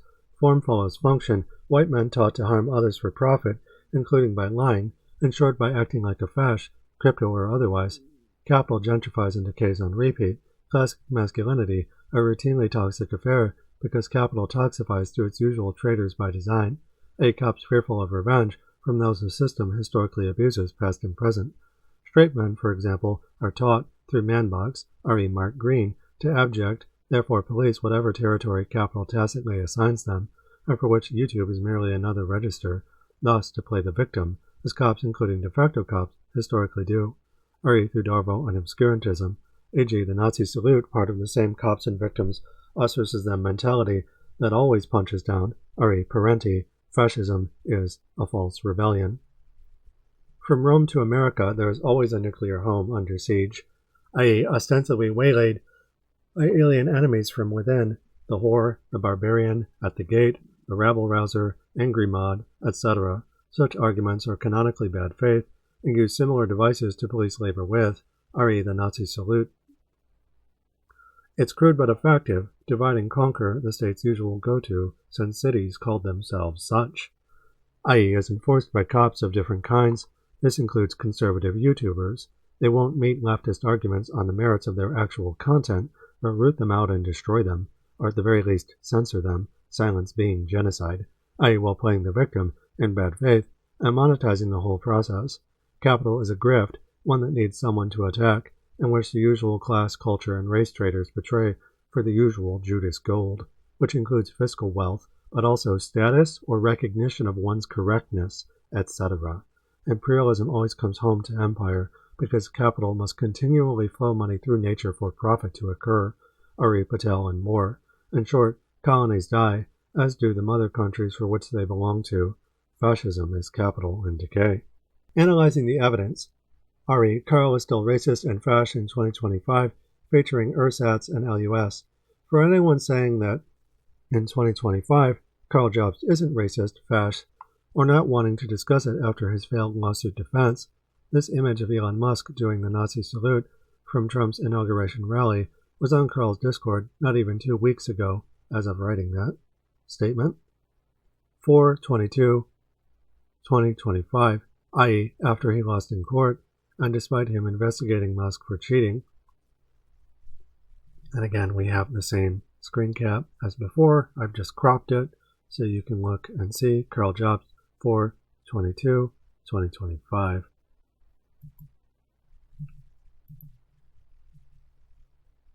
And if you want more than a screenshot, refer again to the video timestamp below. This is racist because the Nazi salute is racist, period. Using it makes you racist ipso facto, but especially in light of past events that involve Karl and various racist people, most notably a neo-Nazi named R. White Goose. To that, there are some additional clues if the above image by itself is not convincing, for ye of good faith. 1. Karl's defense fund against the Billy Mitchell lawsuit, which he lied about, was funded by Notch, a billionaire with alt-right views. See tweets, listed on Reddit. Said views align with Elon Musk, also billionaire with alt-right views, and the person in the meme Karl used last month. To that, LUS goes so far as to defend Notch, a billionaire with alt-right views, for being a really nice dude.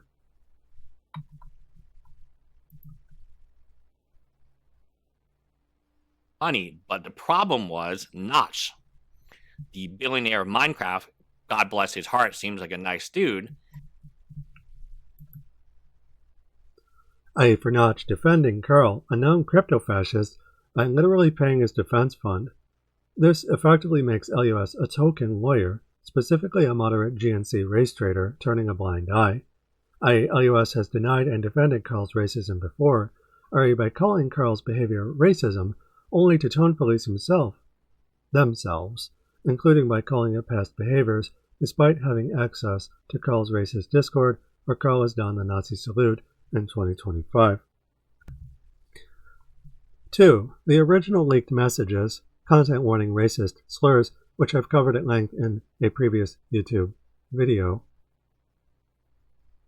My website version of this post has the original Discord images posted in 2021 and responded to by user EMTech1 on Reddit. 3. That said evidence from those messages was confirmed by Karl himself, despite others suggesting otherwise, or at least part of the evidence. Whichever parts he's confirmed are confirmed, whichever parts he hasn't confirmed are alleged. For example, in my latest video, Token Racist defends Karl Jobst racism, Gen X Gamer insinuates how the Discord screen caps from back in 2021 were fake. He says, but now you guys want to expose him for things that you claim are on the internet, that you claim he put up there, and I believe that you believe that. But now you guys want to expose him for things that you claim that are on the internet, that he put up there, and I believe that you believe that. The problem with that is Karl himself already responded to the messages in question back in 2021. I responded to each of them in turn and verifying how they were in fact real. re, I'm being sued and cancelled.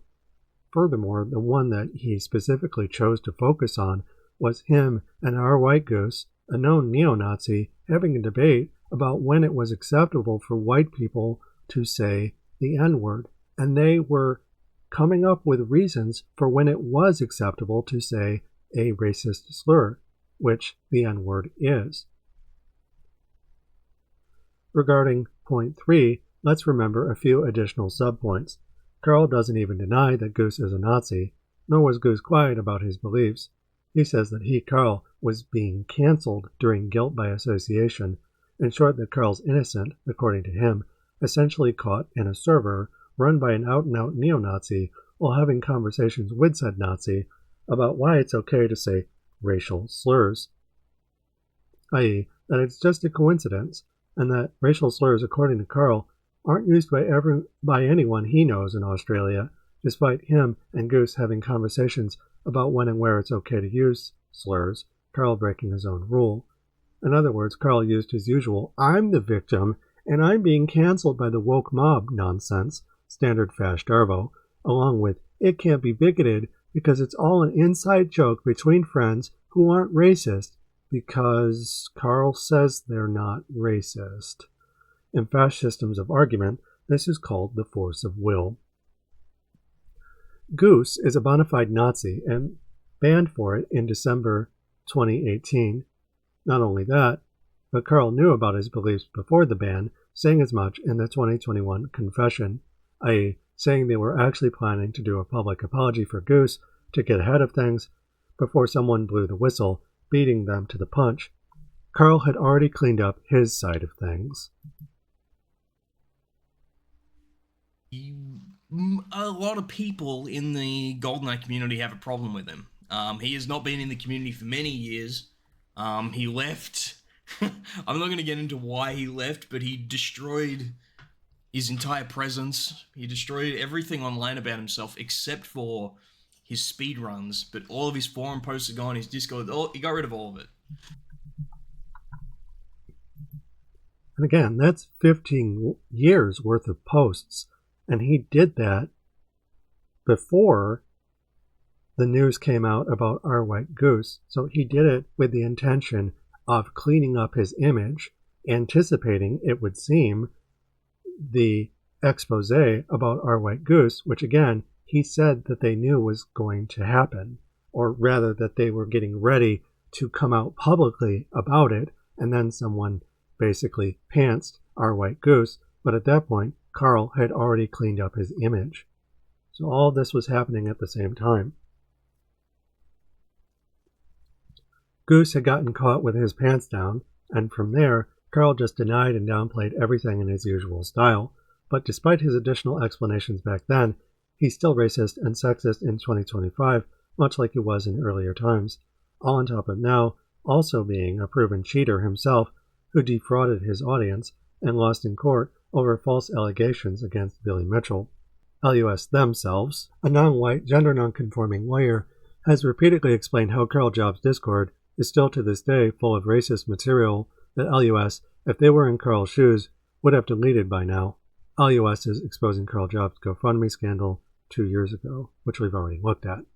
So the stuff from 2018 and 2019 that Karl said wasn't racist back in 2021, including about Karl's Chinese wife, LUS, an Asian American, thinks is disturbing and a little racist, i.e. to the level that it made LUS vocally feel upset and lose a lot of respect for Karl.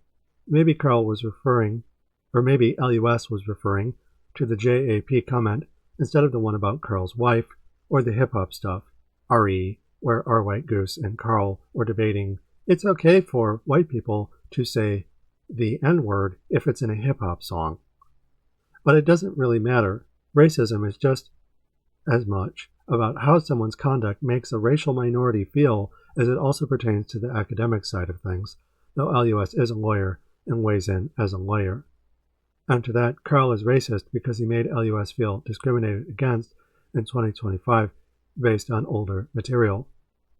As a lawyer, LUS does not, at least part of the time, think highly of Karl or his friends, e.g. Ersatz, who say what you will about him from a legal standpoint, including the wisdom of writing a 97-page, 35,000-word article with 568 citations, dragging the judge for Karl's case after Karl lost,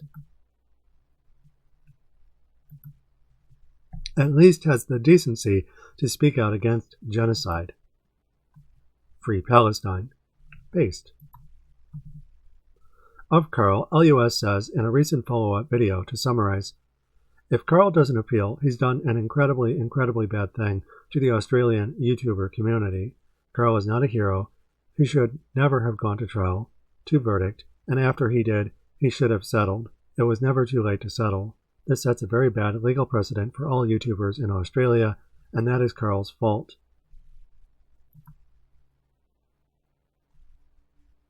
If Karl doesn't appeal, he's done an incredibly bad thing for the Australian YouTube community. He's lost the case.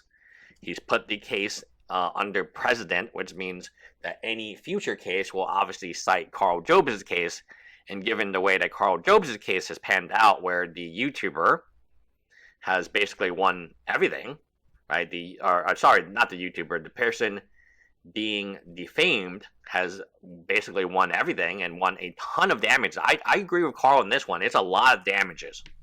It is a tremendous amount of damages. Maybe they can reduce the damages, but it is a tremendous amount of damages. All right, and LUS goes on to say a little bit more, I believe. If you want to hear the entirety of what they said, watch the video yourself. Even here, LUS, a token non-white queer person, tone polices themselves, i.e. by saying that Karl's behavior has been racist in the past and the present, but also that they find the word racist distasteful. Instead, LUS would rather say that Karl's not very nice, let's say, to racial minorities. Again, if you want to, I'm not going to post the stuff here because I find the word distasteful, but Karl has been alleged by Reddit and other individuals for being let's say, not very friendly to minority groups, specifically African Americans. So here, LUS is allergic to the word racism, but also they hesitate to call Karl Jobst racist, as in currently racist, despite the fact that Karl has done nothing past or present to discourage that adjective being applied to them.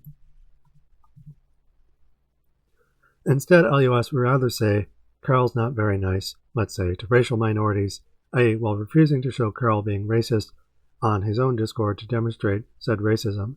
To that, LUS is doing some seriously heavy lifting to play devil's advocate for a crypto-fascist, all while acknowledging that Karl's fanbase, in their opinion as a lawyer and Asian person, is racist towards Asian people, e.g. Karl's wife. Even so, I want to stress, while LUS's tokenism is less overt than Gen X gamers, LUS still defends Karl to a lesser extent by refusing to investigate Karl's racism. Yet LUS is also more conflicted because they keep addressing said racism, i.e. by calling it racism and reminding people where they can go to find it despite LUS burying the lead. But also, on the academic side of things, my domain, dude's racist as hell, has alt-right ties to capital, i.e. a billionaire paying his legal fees, and not only refused to apologize for his bigoted past, but actually insisted it was a conspiracy against him, i.e. making Darvo and crypto-fascist obscurantist arguments against his accusers being cancel culture. That's what a Nazi, specifically a crypto-fascist, would do. Furthermore, Karl loves to speak a medieval language, labeling himself a knight, and going on spurious crusades in bad faith while conning people in the process, another Nazi trick, i.e. using various smokescreens and distractions, e.g. investigating Musk in public while endorsing him in private to lie to his viewers' faces. Conclusion: Unrepentant, Fash, and Friends featuring LUS, Gen X, EZScape, Arkamatt, and Apollo Legend. For a man that says he's not racist, Karl Jobst is lying because 1. That's what crypto-fascists do, but also being racist in plain sight despite the lies. He is, and his friends are too. They don't care about anything but keeping up appearances and holding onto power. Moderates, or stealing power in bad faith, reactionaries. There's bound to be casualties. For example, Karl is now attacking LUS for LUS's coverage of Karl, which Karl thinks is ban-worthy. On 5/16/2025, LUS got really mad and did a 3-hour livestream talking about it. There's a couple of things of note in this stream. Around 44 minutes,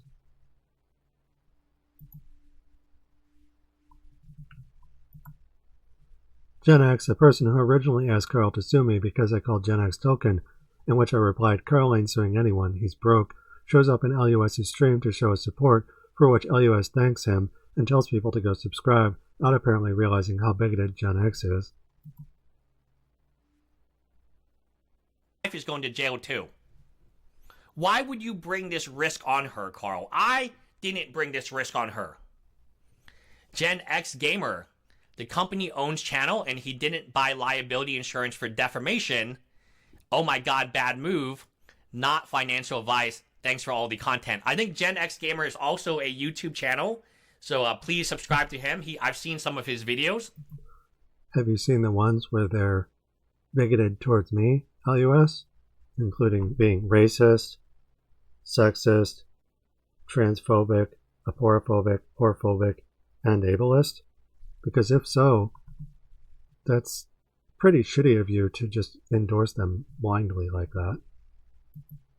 The second point, around 1 hour, 28 minutes, 36 seconds, LUS, after some prodding by me and the audience, brings up Karl's racism, including examples of Karl's racist behavior I hadn't seen before.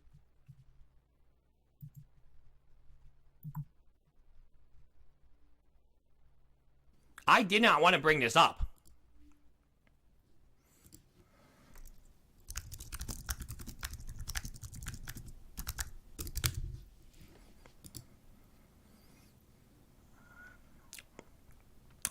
Pickup artist. Okay, that's not what I want. Where it is. Where is it? It's in YouTube drama somewhere. Karl says I'm harassing him. Karl. And there, LUS is responding to Karl and is going to say here that Karl is the one harassing LUS. So, like, they're saying to each other, hey, you're harassing me. And the other person's like, no, you're harassing me. Oh, you've harassed a whole group of individuals. A whole group of individuals. Harassed a whole group of individuals, i.e., you've been racist towards them. LUS doesn't want to say the word racist, but the example they use to demonstrate their point. A whole group of individuals, Karl. Oh, here. Karl will come after your family after I beat you. This. Karl Pay, blah, blah, blah. Delays explanation video. Hey, did they delete it? Oh, here we go. This is the example that they bring up to show that Karl has been harassing a whole group of individuals. So LUS says that you've been harassing a whole group of individuals. That's the claim. And the evidence that they bring up, racist screenshots that Karl the N-word has no racist connotations in Australia, Jobst has never addressed. And these were brought up, incidentally, 1 month prior to LUS making their stream. So it was brought up in April 2025. And they're still up, incidentally, if you're curious.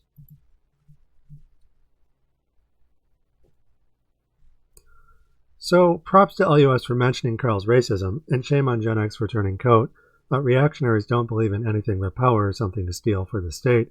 That being said, LUS also repeatedly asked Billy Mitchell on stream to show Karl mercy. To be fair, it's more for Karl's wife and son, but all the same, the human shield approach still applies, i.e. get married, use spouse as shield from criticism. And while I think preventative justice is what we need to push towards, moving away from punitive justice in the US and elsewhere, the fact remains that LUS talking about family values and defending one's family seemingly no matter what demonstrated just how non-impartial they are, like to the point that LUS repeatedly says that they didn't want to discuss Karl's racism, but that Karl had left LUS no choice, i.e. that they won't discuss racism unless forced to.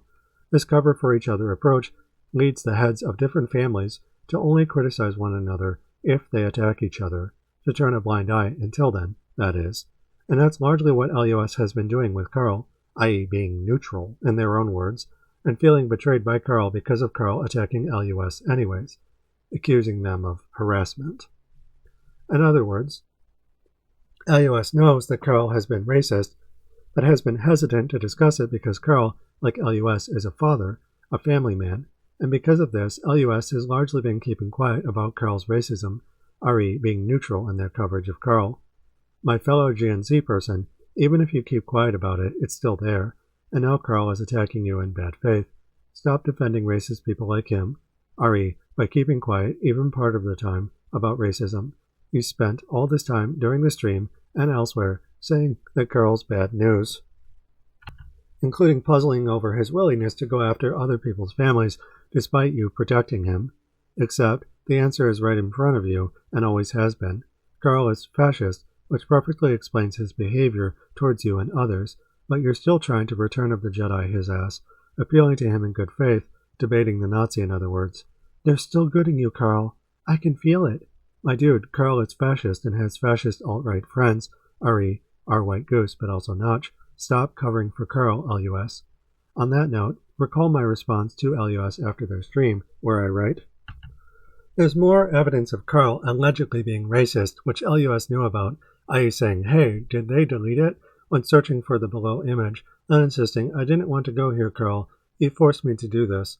This information has been available for years, and keeping quiet only enables people like Karl to stew in their own bigotry, read echo chambers. Scolding him after he's gone toxic ain't gonna do shit, LUS, and now Karl's attacking you, which not only enabled by funding Karl's defense, but also you for covering for both men. Fascists are loyal to no one but themselves. Don't debate Nazis. And here we have the same image from before, with the slurs censored. This is what LUS showed their own audience when saying that Karl Jobst had harassed not just LUS, but an entire group of people, not just people of color, but also the Japanese in World War II. RE, the alleged r/YouTube drama images. I find it really odd that LUS specifically used these images on their live stream, i.e. versus the ones Karl had actually confirmed back in 2021. LUS had already described Karl as racist, so further speculation feels somewhat moot here. All the same, they could have given evidence that Karl himself confirmed versus unconfirmed examples like these, which, if memory serves, my essay didn't contain before the livestream. RE, LUS brought them to my attention. Rewatching my response video, LUS half blows the whistle about Karl's racism. I comment on the images themselves, i.e., largely alongside the evidence I had already considered and verified through Karl himself. I didn't explicitly say allegedly regarding them at the time, but also did acknowledge the title, has never addressed. And the source, YouTube, r/YouTube drama, racist screenshots of Karl, the N-word has no racist connotation in Australia, Jobs has never addressed.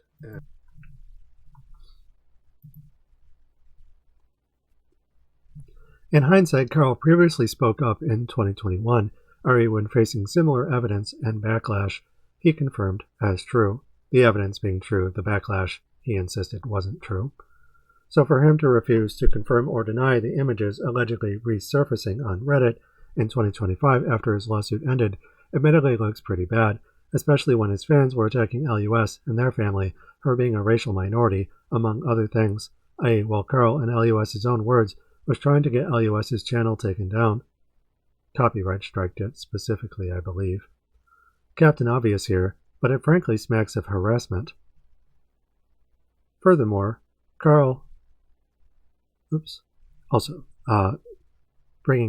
going back up to where we left off before, at the asterisk, the evidence above seems like an odd thing for them to do.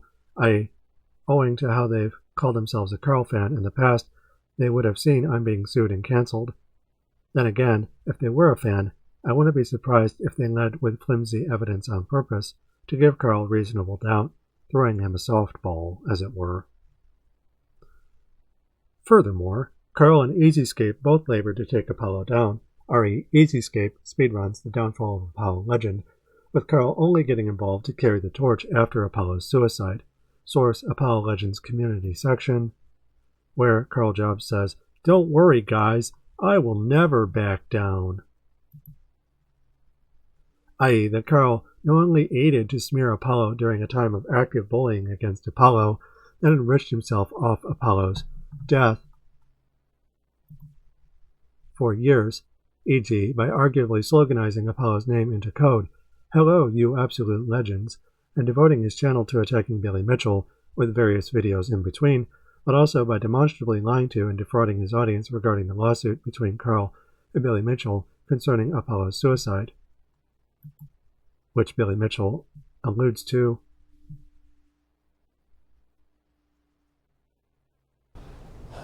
Firstly, Mr. Jobst claimed that he couldn't disclose the subject of the lawsuit to his viewers is false.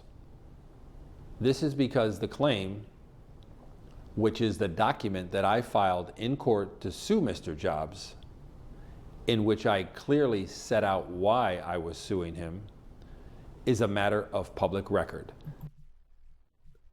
And that's specifically in Mr. Jobst' GoFundMe Deception chapter, posted 3 weeks ago on June 3rd, 2025, on Billy Mitchell's official YouTube channel.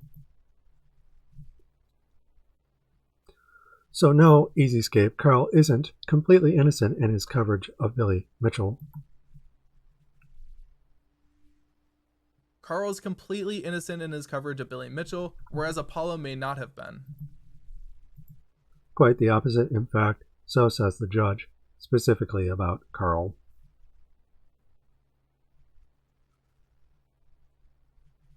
While many people have weighed in on Apollo's suicide after the fact, few have stood to gain and lose as much from Apollo's death as Karl, i.e. someone who has lied repeatedly for years about Apollo's suicide, posturing as Apollo's defender despite having never met him, which again is now a matter of case law above. Karl called Apollo an acquaintance who he spoke to online, adding that he never met Apollo in person. As such, he ranks among the worst, arguably more so than EZScape and Dark Viper AU, despite Apollo mentioning both in his suicide note. Quote, on December 30th, 2020, Apollo uploaded a video, later taken down by YouTube, on his second channel. The short video included a download link and a very long text in the description. In this text, Apollo names Dark Viper AU, EZScape, and other famous speedrunners, commentators, stating various things about the situations that led him to end his own life.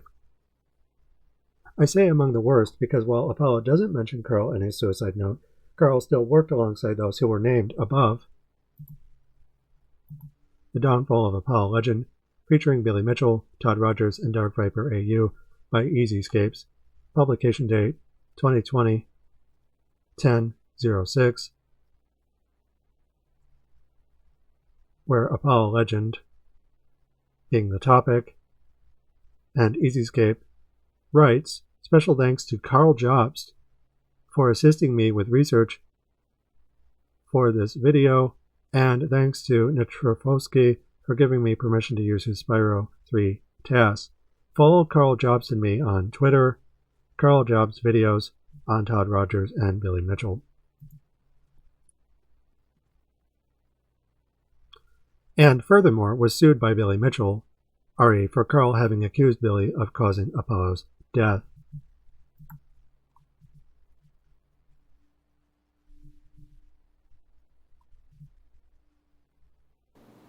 In the video, Jobst outright states that I drove Apollo to suicide. In his words, he may as well have just said murder. For those of you who haven't seen it, here's the clip. He also sued YouTuber Apollo Legend for $1 million. I haven't spoken about this publicly, but this lawsuit ultimately ended with Apollo giving in and settling with Mitchell. He was forced to remove all of his videos about Mitchell's cheating and paid him a large sum of money. This left him deeply in debt, which required him to find extra work. But with his ongoing health issues, this was all too much of a burden, and he ultimately took his own life.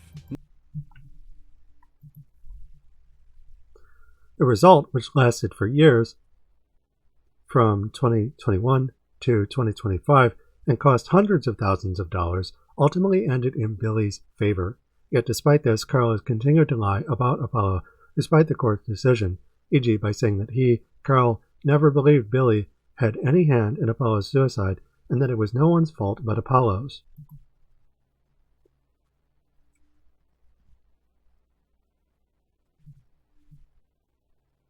On this issue, he just omits everything and presents his position as fact. This tactic of omitting inconvenient information to his desired narrative is common in Mr. Jobs' videos generally. Not just the videos about me, all of his videos. Here's an example from his I Lost video. To be clear though, I never said Billy caused Apollo's suicide, nor have I ever believed that. No one is responsible for Apollo's decision other than Apollo. That is a very clear statement from Karl there. He never believed that anyone was responsible for Apollo's decision except Apollo. Well, let me show you in an exchange that occurred between my barrister and Mr. Jobs while he was on the witness stand at trial. Here, Mr. Jobs is saying to the court, to the judge, that he did in fact believe that I was a factor in Apollo Legends' decisions. And before you ask, yes, Mr. Jobs said this while under oath. You can make up your own mind.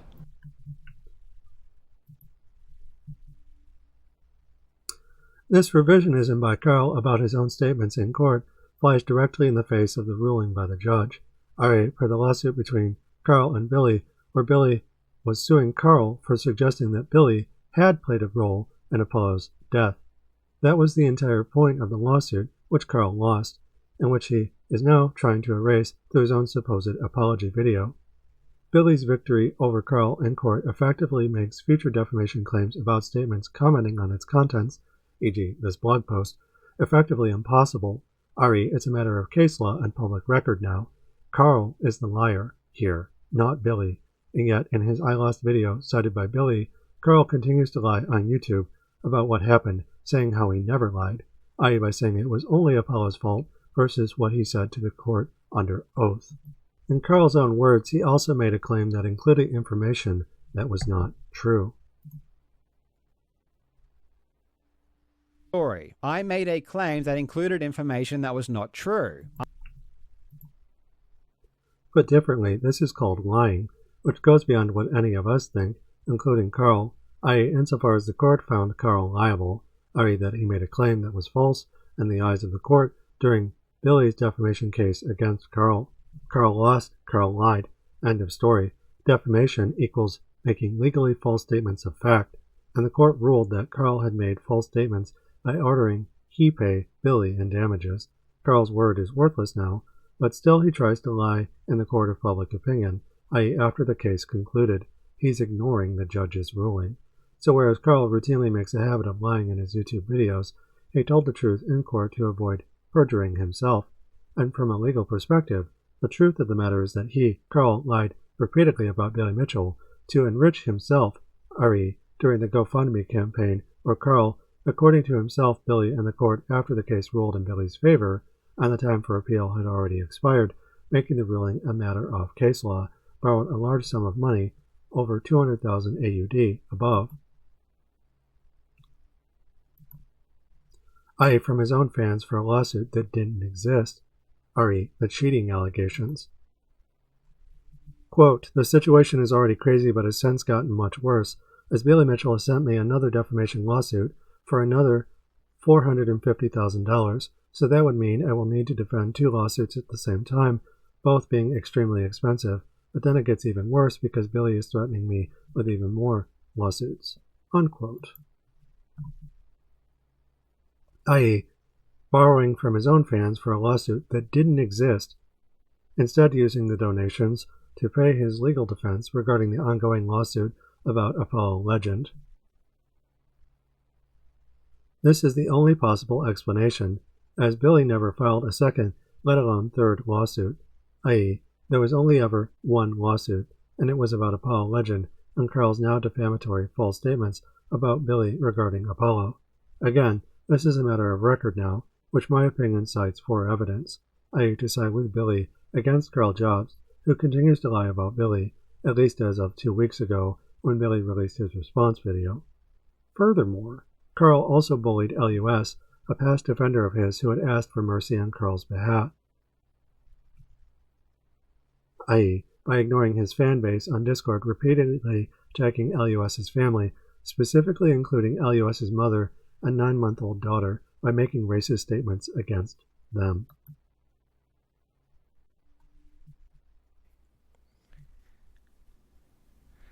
Because again, I don't want to take this out of context, because it's not Karl Jobst saying this, so I don't know if I should say this stuff. But Karl Jobst's Discord channel, they attack Billy Mitchell's wife in the same way they're attacking my mom right now. Right? Having, banging up, my mom has AIDS, like, this is stuff that is disturbing. The things that they said about me, my mom, my daughter, who is, by the way, 9 months old, what they do is very simple. They say something and then they delete it. But they know the screenshot's going to come back to me, right? Okay.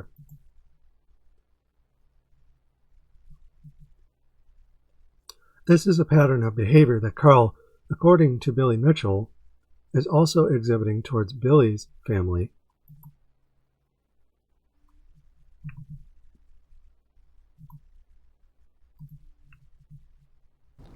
And based upon his Discord messages, it appears that he's planning a broader revenge campaign against not only me, but my family, my hot sauce company.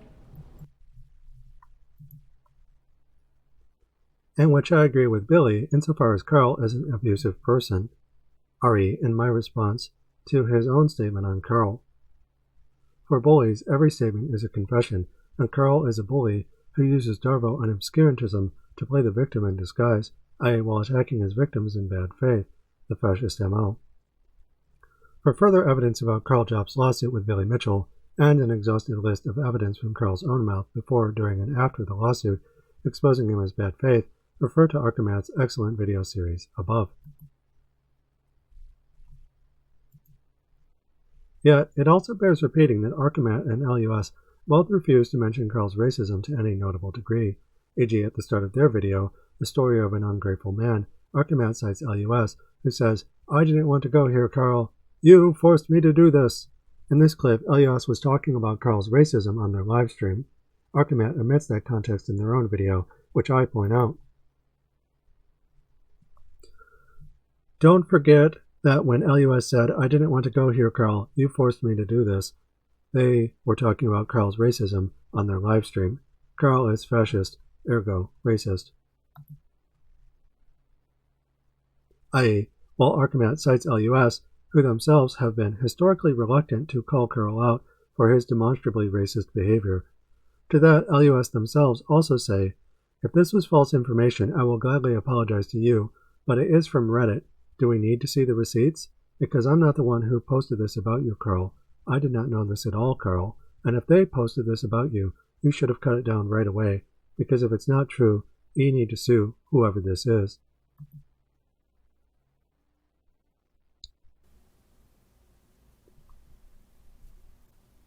So again, Karl, if this is false information, I will gladly apologize from you, but it is from Reddit.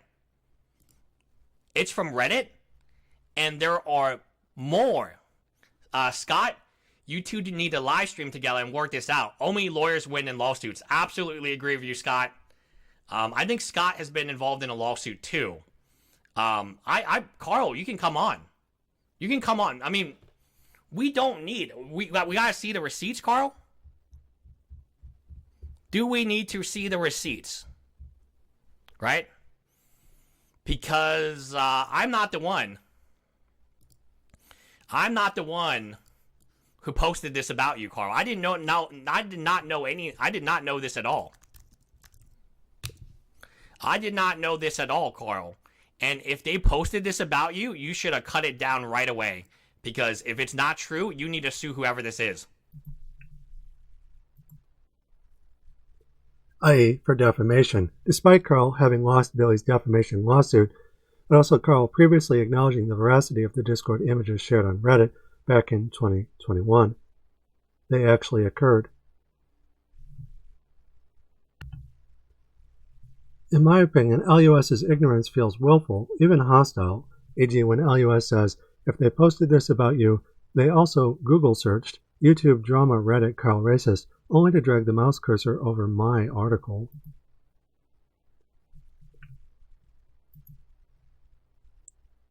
This would suggest LUS's usage of they refers specifically to me, ergo LUS is tacitly encouraging Karl to sue me if the info isn't true.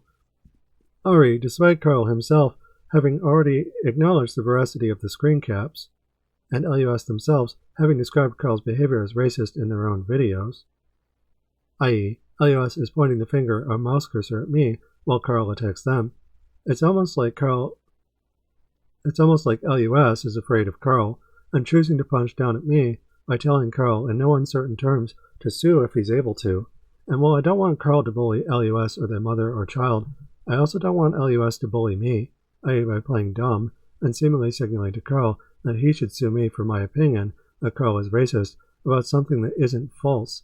The screen caps Karl confirmed in 2021, which I covered in 2024 and 2025, and which LUS's own examples contribute towards, i.e. regarding the same basic argument that Karl is racist, which LUS frankly muddies the waters of on stream by citing unconfirmed evidence that I was not referring to in my essay before May 16th, but did add afterwards to supplement the confirmed evidence I already had from Karl's confession. See disclaimer, third point. Gen X already did that, i.e. to a reactionary degree versus the moderate approach used by LUS, and watching any racial minority punch down against a Gen Z minority because they're scared of a crypto-fascist gets really old real fast. LUS is retired, and they choose to spend their time siding with Karl as Pavlovian, in my opinion. Also, in my opinion, those who either defend Karl, keep quiet about what happened to Apollo Legend, otherwise tell Karl to attack their mutual political enemies, are no better than Karl. If you defend a Nazi by deliberately keeping mum, that makes you a Nazi ipso facto, even if only to a moderate white/token degree. See footnote for my flexible academic usage of the word Nazi and fascism. Karl is a Nazi, specifically a crypto-fascist who, in this researcher's extended opinion, harms everyone he touches, Apollo and Billy Mitchell, but also LUS and myself, i.e. anyone he's betrayed during the lawsuit, or who his bigoted behavior has hurt, past or present. When push comes to shove, so many people refuse to comment on Karl's racism at all, and that's a huge problem. Gen X, for example, would rather ask Karl to sue me, a trans woman academic fighting for equal rights, than call Karl out for his various bigotries. To call Gen X token is bigoted in Gen X's mind, therefore worthy of receiving bullying of the libel sort from Karl abusing YouTube and the legal system. LUS also encourages Karl to sue others while repeatedly asking for mercy on Karl's behalf, despite Karl attacking both their family and the family of the person LUS is asking mercy from. It's a joke, and pure token behavior in my researcher's opinion. They're part of the problem that Karl represents, and has represented for years at this point.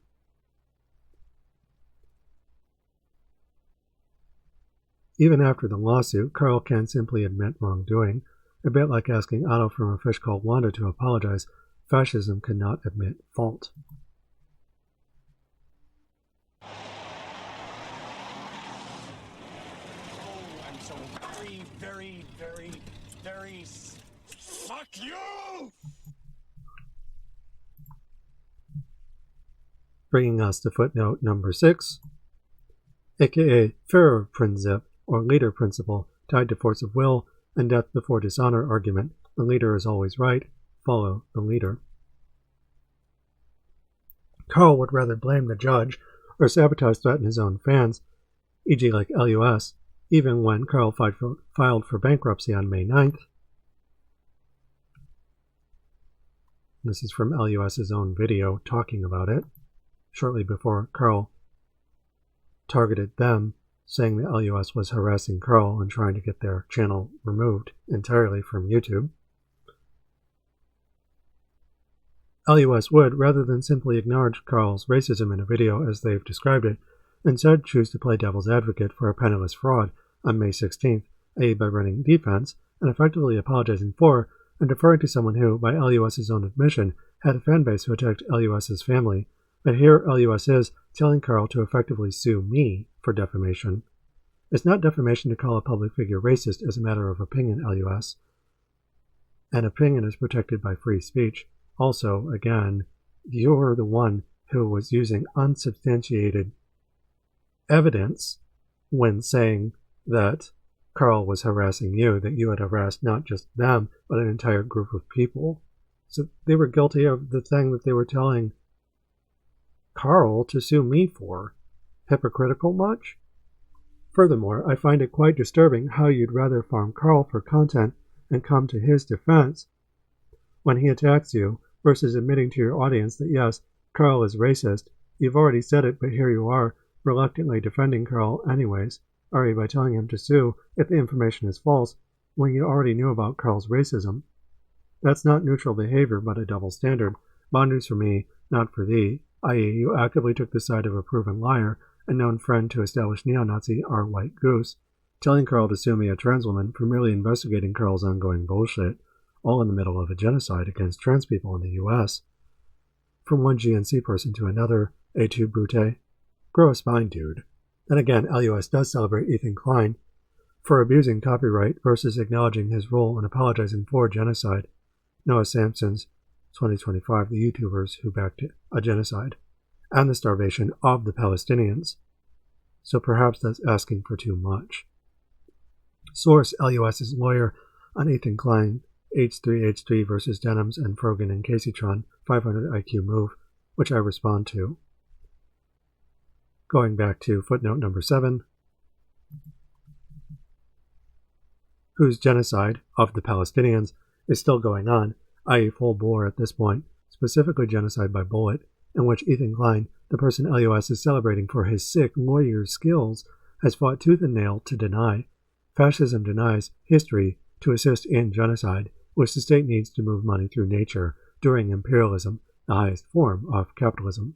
This includes Ethan and his wife fans repressing YouTubers like Kyle Kalinske, meaning channels smaller than Kyle, a reporter of news first and foremost, but also Bad Empanada, a historian of genocide and war crimes in the Middle East/Global South.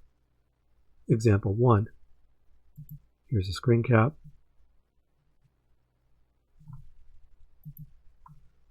Mainstream media grossly underreports the number of people killed in the Palestinian genocide. Despite this, and due to the irrefutable reality that a genocide is occurring in Palestine, whether the international courts will admit that or not, new information has come to light in an official capacity. The above study was recently reported on by Kyle Kalinske, only to be taken down shortly after its publication. Luckily, it remains accessible on the Wayback Machine.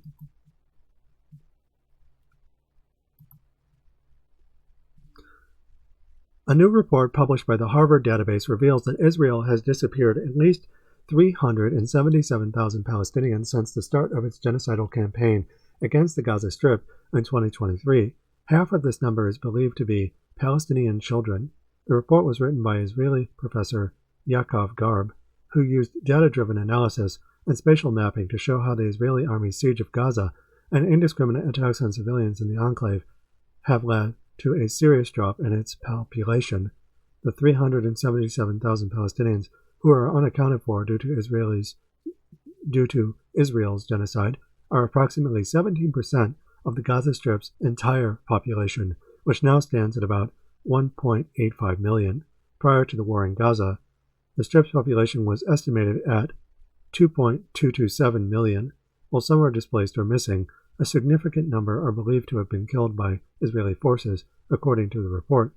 The professor notes that the official death toll of 61,000 is clearly an underestimate, as victims who remain trapped under rubble are not included. Garb also condemned the report. In the report, the Gaza Humanitarian Foundation, or GHF, a controversial U.S.-Israeli aid distribution mechanism launched last month. These aid compound seem to reflect a logic of control, and it would be a misnomer to call them humanitarian aid distribution hubs. They do not adhere to humanitarian principles, and much of their design and operation is guided by other objectives, which undermine their declared purpose, he said. The UN has accused GHF of being designed to further the forced displacement. Since it began operations, GHF has led to the deaths of hundreds of Palestinian aid seekers by Israeli forces. The Harvard report is not the first indication that the death toll in Gaza could, in fact, be significantly higher than reported. The Lancet Medical Journal released a study in January this year revealing that the death toll from Israel's genocide in Gaza was most likely undercounted by 41% in the first 9 months of the war. The January study reflected or highlighted that around 59.1% of those killed were women, children, and elderly. The year before, in July 2024, The Lancet said Israel's assault on Gaza could lead to between 149,000 and 598,000 people killed. The genocide in Palestine is ongoing despite mainstream media shifting its coverage, i.e. away from Israel attacking Palestine and towards Israel attacking Iran, covered by Bad Empana's live channel. 972 magazine describes these events as near-daily massacres.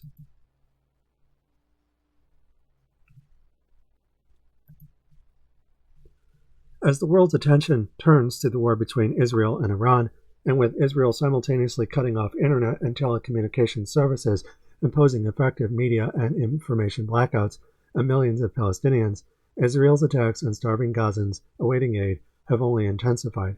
After 2 months without a single drop of food, medicine, or fuel entering Gaza, a trickle of white flour and canned goods has been allowed in since May. Most of it has gone to sites in Rafah and the Netzarim corridor managed by the Gaza Humanitarian Foundation, guarded by private American security contractors and Israeli soldiers. On June 10th, small shipments also began arriving via aid trucks operated by the World Food Program. But with hunger deepening, people no longer wait for the trucks to move safely past Israeli troops. Instead, they rush towards them the moment they appear, desperate to grab whatever they can before supplies vanish. Tens of thousands gather at the distribution points, sometimes for days in advance, and many go home empty-handed. Starving civilians gather in massive crowds, waiting for permission to approach. In many instances, Israeli troops have opened fire on the masses, and even during distribution itself, killing dozens as they try to collect a few kilos of flour or canned goods to bring home in what Palestinians have dubbed the Hunger Games. Since May 27, well over 400 Palestinians have been killed and over 3,000 wounded while waiting for aid, according to Gaza Civil Defense spokesperson Mahmoud Bazel. The deadliest single attack on aid seekers occurred on June 17th when Israeli forces fired tank shells, machine guns, and drones into a crowd of Palestinians in Khan Yunis, killing 70 and injuring hundreds. The limited aid trickling into Gaza falls short of meeting even the most basic needs. As a result, many residents are forced to buy supplies from others who manage to get their hands on some food at distribution sites and are now reselling it in a desperate attempt to afford other essentials. Ethan Klein's venomous spite for activism and coverage of state violence manifests historically in sexual harassment, i.e. against state victims. Stochastic terrorism serves state needs, meaning the profit motive. For example, Ethan once harassed the 17-year-old female victim of a terrorist attack, specifically the Boston Marathon bombing, of the victim herself, Ethan, in a now-deleted video that others have since re-uploaded. Specifically said, when seeing her scars, an act of protest from surviving her attacker. I'm not going to read this because it's gross, but I've highlighted it here if you want to read it yourself. In which Ethan said to his wife holding the camera, known vampire and war criminal, former member of the IDF, Hila Klein. Bad Empanada has covered the event before, but specifically mentions it in light of the Klein's current harassment of other women, including Muslim women.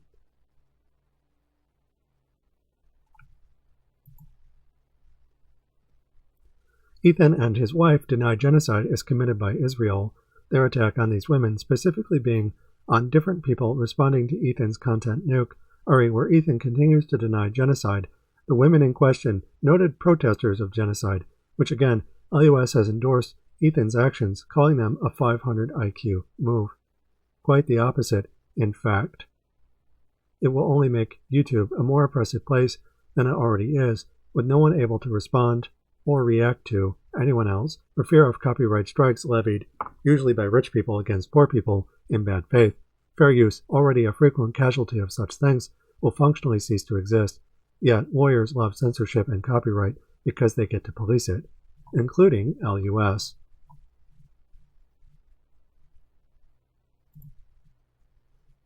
Epilogue, Facing Genocide, featuring Bay Ryan, Huhana, Hickey, and Robert Asprey and William Blum. History repeats itself, with hunger classically being a weapon of genocide through settler colonialism since Cromwell versus the Irish. The strategy was actually pioneered by Christopher Columbus. Regarding footnote number 8, source Livia Gerson's Britain's Blueprint for Colonialism Made in Ireland. By extension, the Israeli settler colonial project was initially endorsed by the British, who upheld Zionist radicals by funding them, e.g. from Theodor Herzl, the father of Zionism, to Zaya Jabotinsky's Iron Wall, also having British support, i.e. before the Americans took over and ratified Israel full bore in 1948. Israel is the tip of American imperialism in the Middle East, a proxy state funded by every American president, therefore Congress, and the Supreme Court since its formation. Powerful lobbies, e.g. the AIPAC, a bipartisan pro-Israel political action committee, exists specifically for its continuation, and individual citizens likewise deny genocide to allow Israel to conduct its bloody business uninterrupted. This includes celebrities like Kiss and Judas Priest, R.A. Persephone's Judas Priest, Invincible Shield, and Zionism, but also smaller public figures like LUS on YouTube. To deny is to profit, a historical fact demonstrated by the algorithm and YouTube's monetization scheme falling squarely on the side of the colonizer versus the colonized, whose voices are routinely censored, demonetized by the platform. Going back up to where we left off, the strategy was actually pioneered by Christopher Columbus. The fact remains, those guilty of or complicit towards genocide will deny genocide, including those who deny it by proxy and in bad faith, and denial being the final stage of genocide.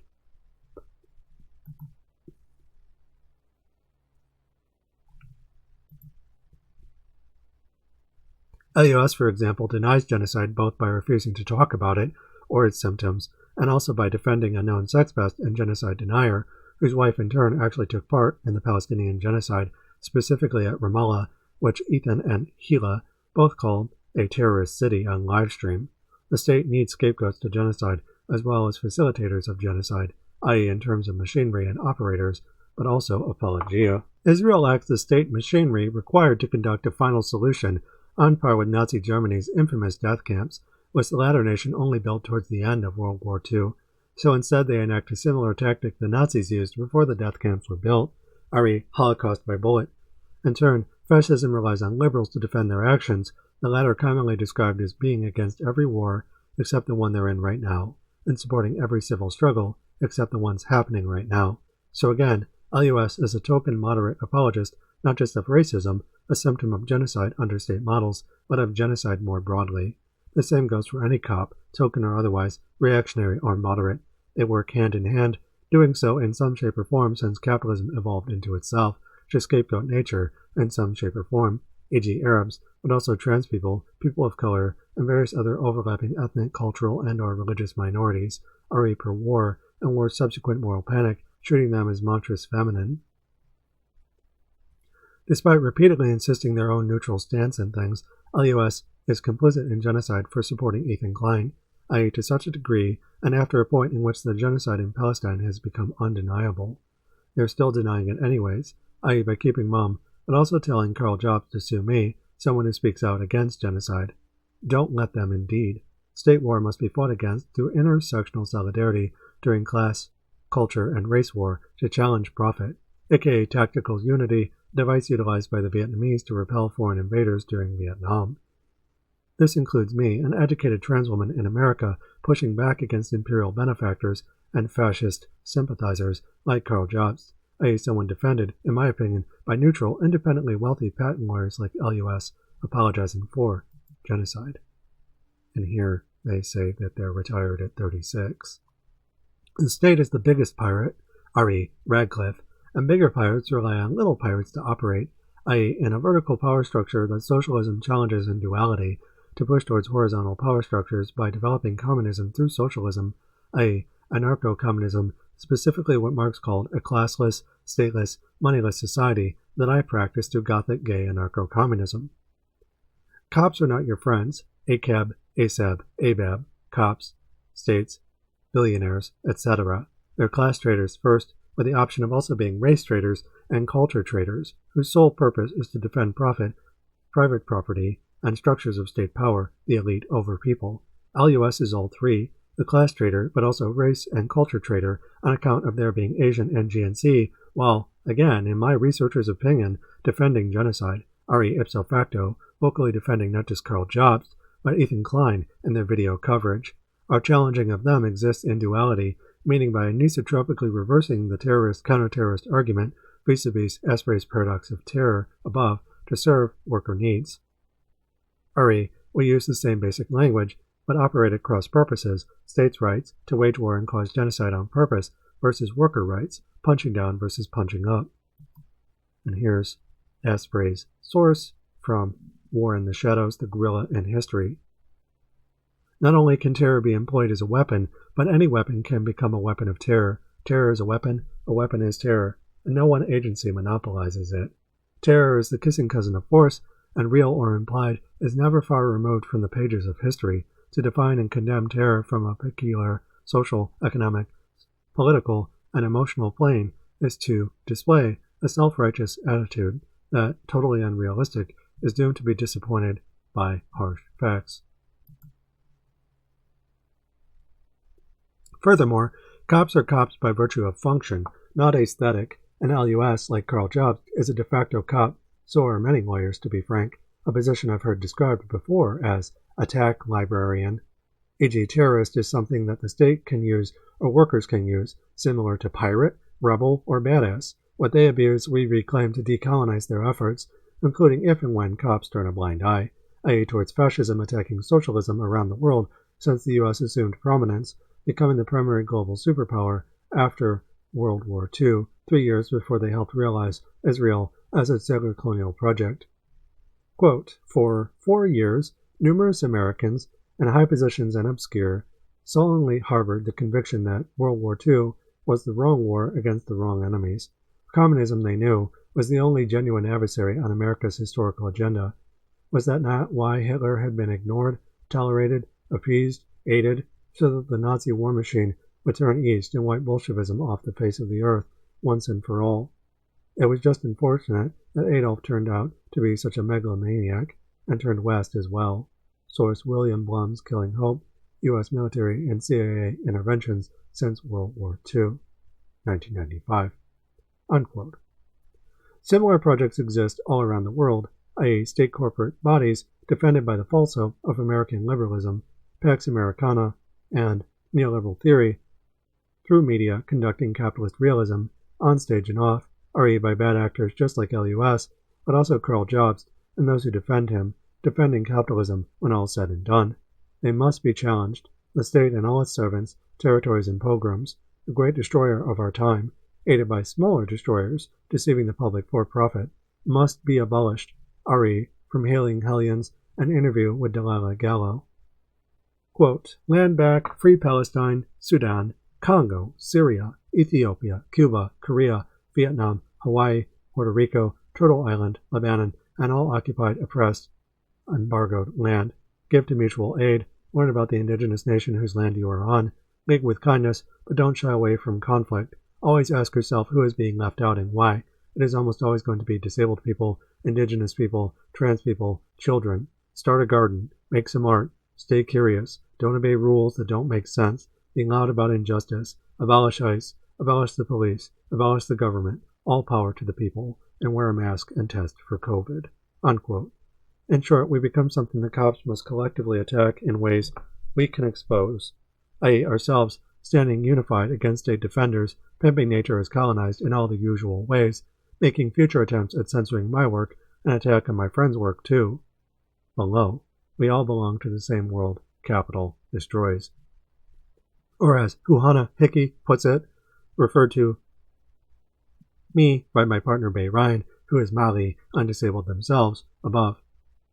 I want us to try and find a way to teach Mali the pre-colonial beliefs around disability, because the post-colonial beliefs have led us, or some whānau, family or a group of people connected through such ties, believe we hold a makutu, curse, or hava, fault, which is that we are a deficit, that we are a curse, we're a sin.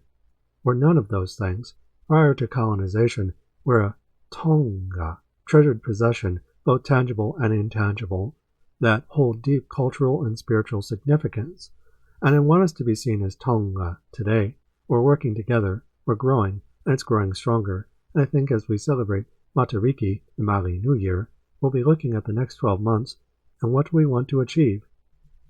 And that's what we're aiming at, growing our Opu, an organization conglomerate of people with a united goal, and really advocating but also being allowed a voice, but teaching our own whānau not to be afraid of us, that it's okay that we are tonga, that your baby born with autism, it's not the end of the world.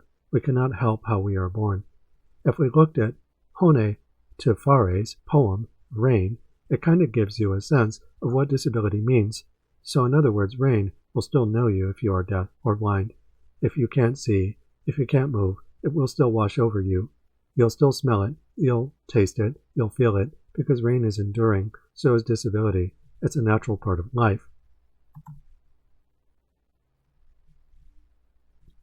Rain by Hone te Whare. I can hear you making small holes in the silence, rain. If I were deaf, the pores of my skin would open to you and shut.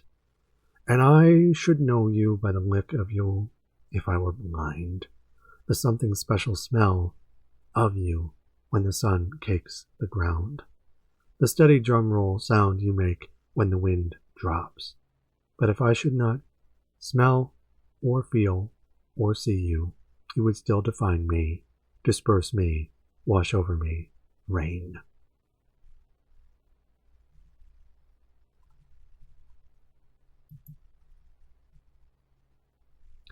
My future for Matariki is that we are seen as tonga. This is Matariki. Dr. Huhana Hickey is calling for a return to pre-colonial understandings of disability where people are seen as tonga. Her vision for the future is one of growth, advocacy, and healing where every whānau member is valued. Unquote. And I apologize if I mispronounced any of the Mali words. I asked my partner Bay to give me an explanation or guide for how to pronounce them, and despite practicing it, I imagine I still sound like an outsider, or paheka.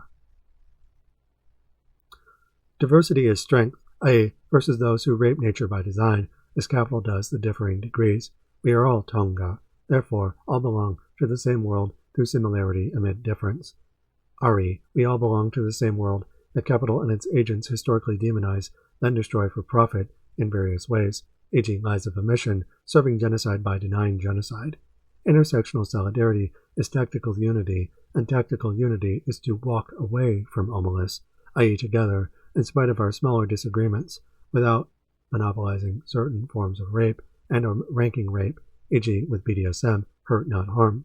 Context matters, specifically dialectical material context, and rape in all its forms leads to generational trauma and division.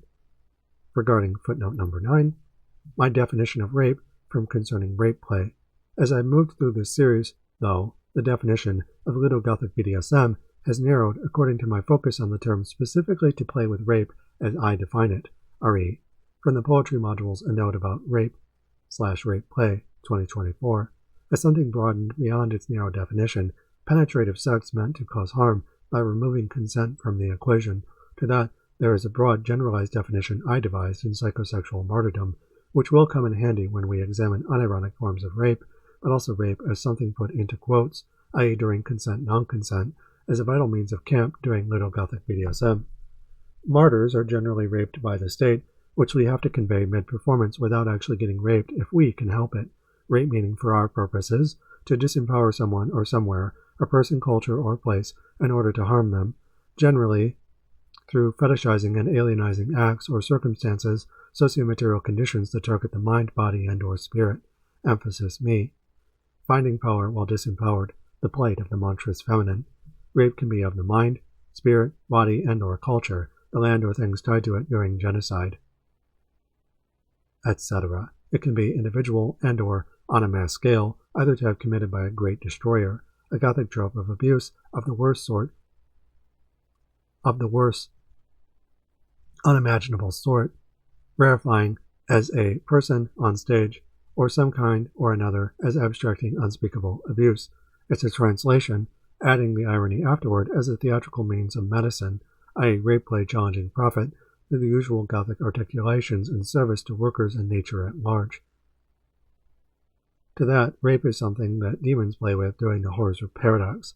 By extension, Little Gothic BDSM is effectively rape play combined with Gothic themes and BDSM practices to avenge state wrongs against nature." Unquote. Rape in all its forms leads to generational trauma and division, per capitalist Cartesian thought, and heteronormative secular colonial models at home and abroad, i.e., which we must camp to survive, i.e., by putting rape in quotes during Little Gothic BDSM, which Gothic communism is. Capital increases the risk of rape, therefore genocide and harm. We reduce it. This means no bigotries or exceptions, save staunchly denying the state, our colonizers, often in disguise, access to our better world, mid-Genesis, and includes more privileged people like myself, a white, non-disabled American trans woman, helping disabled indigenous people like Bay Ryan, but also them helping me, and both of us helping various other marginalized groups, e.g. sex workers and fat people, but also Palestinians, Iranians, and any other oppressed group, as well as the micro to mega flora and fauna of the planet, the environment itself, anyone or anything we have more in common with than the ruling class, who cops betray us for. Class war is ass war. Show them your aegis. Stripping state lies bare. Faced with overwhelming evidence, their continued denial and attacking of us is a confession. In times of crisis, the self-styled righteous beyond reproach are systemically the most guilty and dangerous, demonstrably kettling the women, children, and minorities they fear to pimp them as alien. But revolutions go both ways, the Medusa speaking through us on the Aegis, and us to our enemies through our nude flashing of the Gorgon's power to have the whore's revenge. We can't rely on the police to protect us, because police pimp whores to defend property. We must be our own Valkyrie, defending our home from these cheap, creepy thugs, i.e. by exposing them as the dorky pimps they are, licking the state's boots. So when the man comes around, show him your aegis, and let him testify to his own treachery when trying to closet you. Segregation and silence are no defense, so no passeron. Note, my book series Sex Positivity is all about challenging fascism, in and out of games. I recently released my 4th volume, 6th book, on May 9th, and celebrated the entire series on June 1st, my birthday, re. It began with a whisper. About the author? Me? Persephone Vanderwaard is the author of the multi-volume, non-profit book series Sex Positivity. Its art director, sole invigilator, illustrator, and primary editor. The other co-writer, co-editor being Bay Ryan.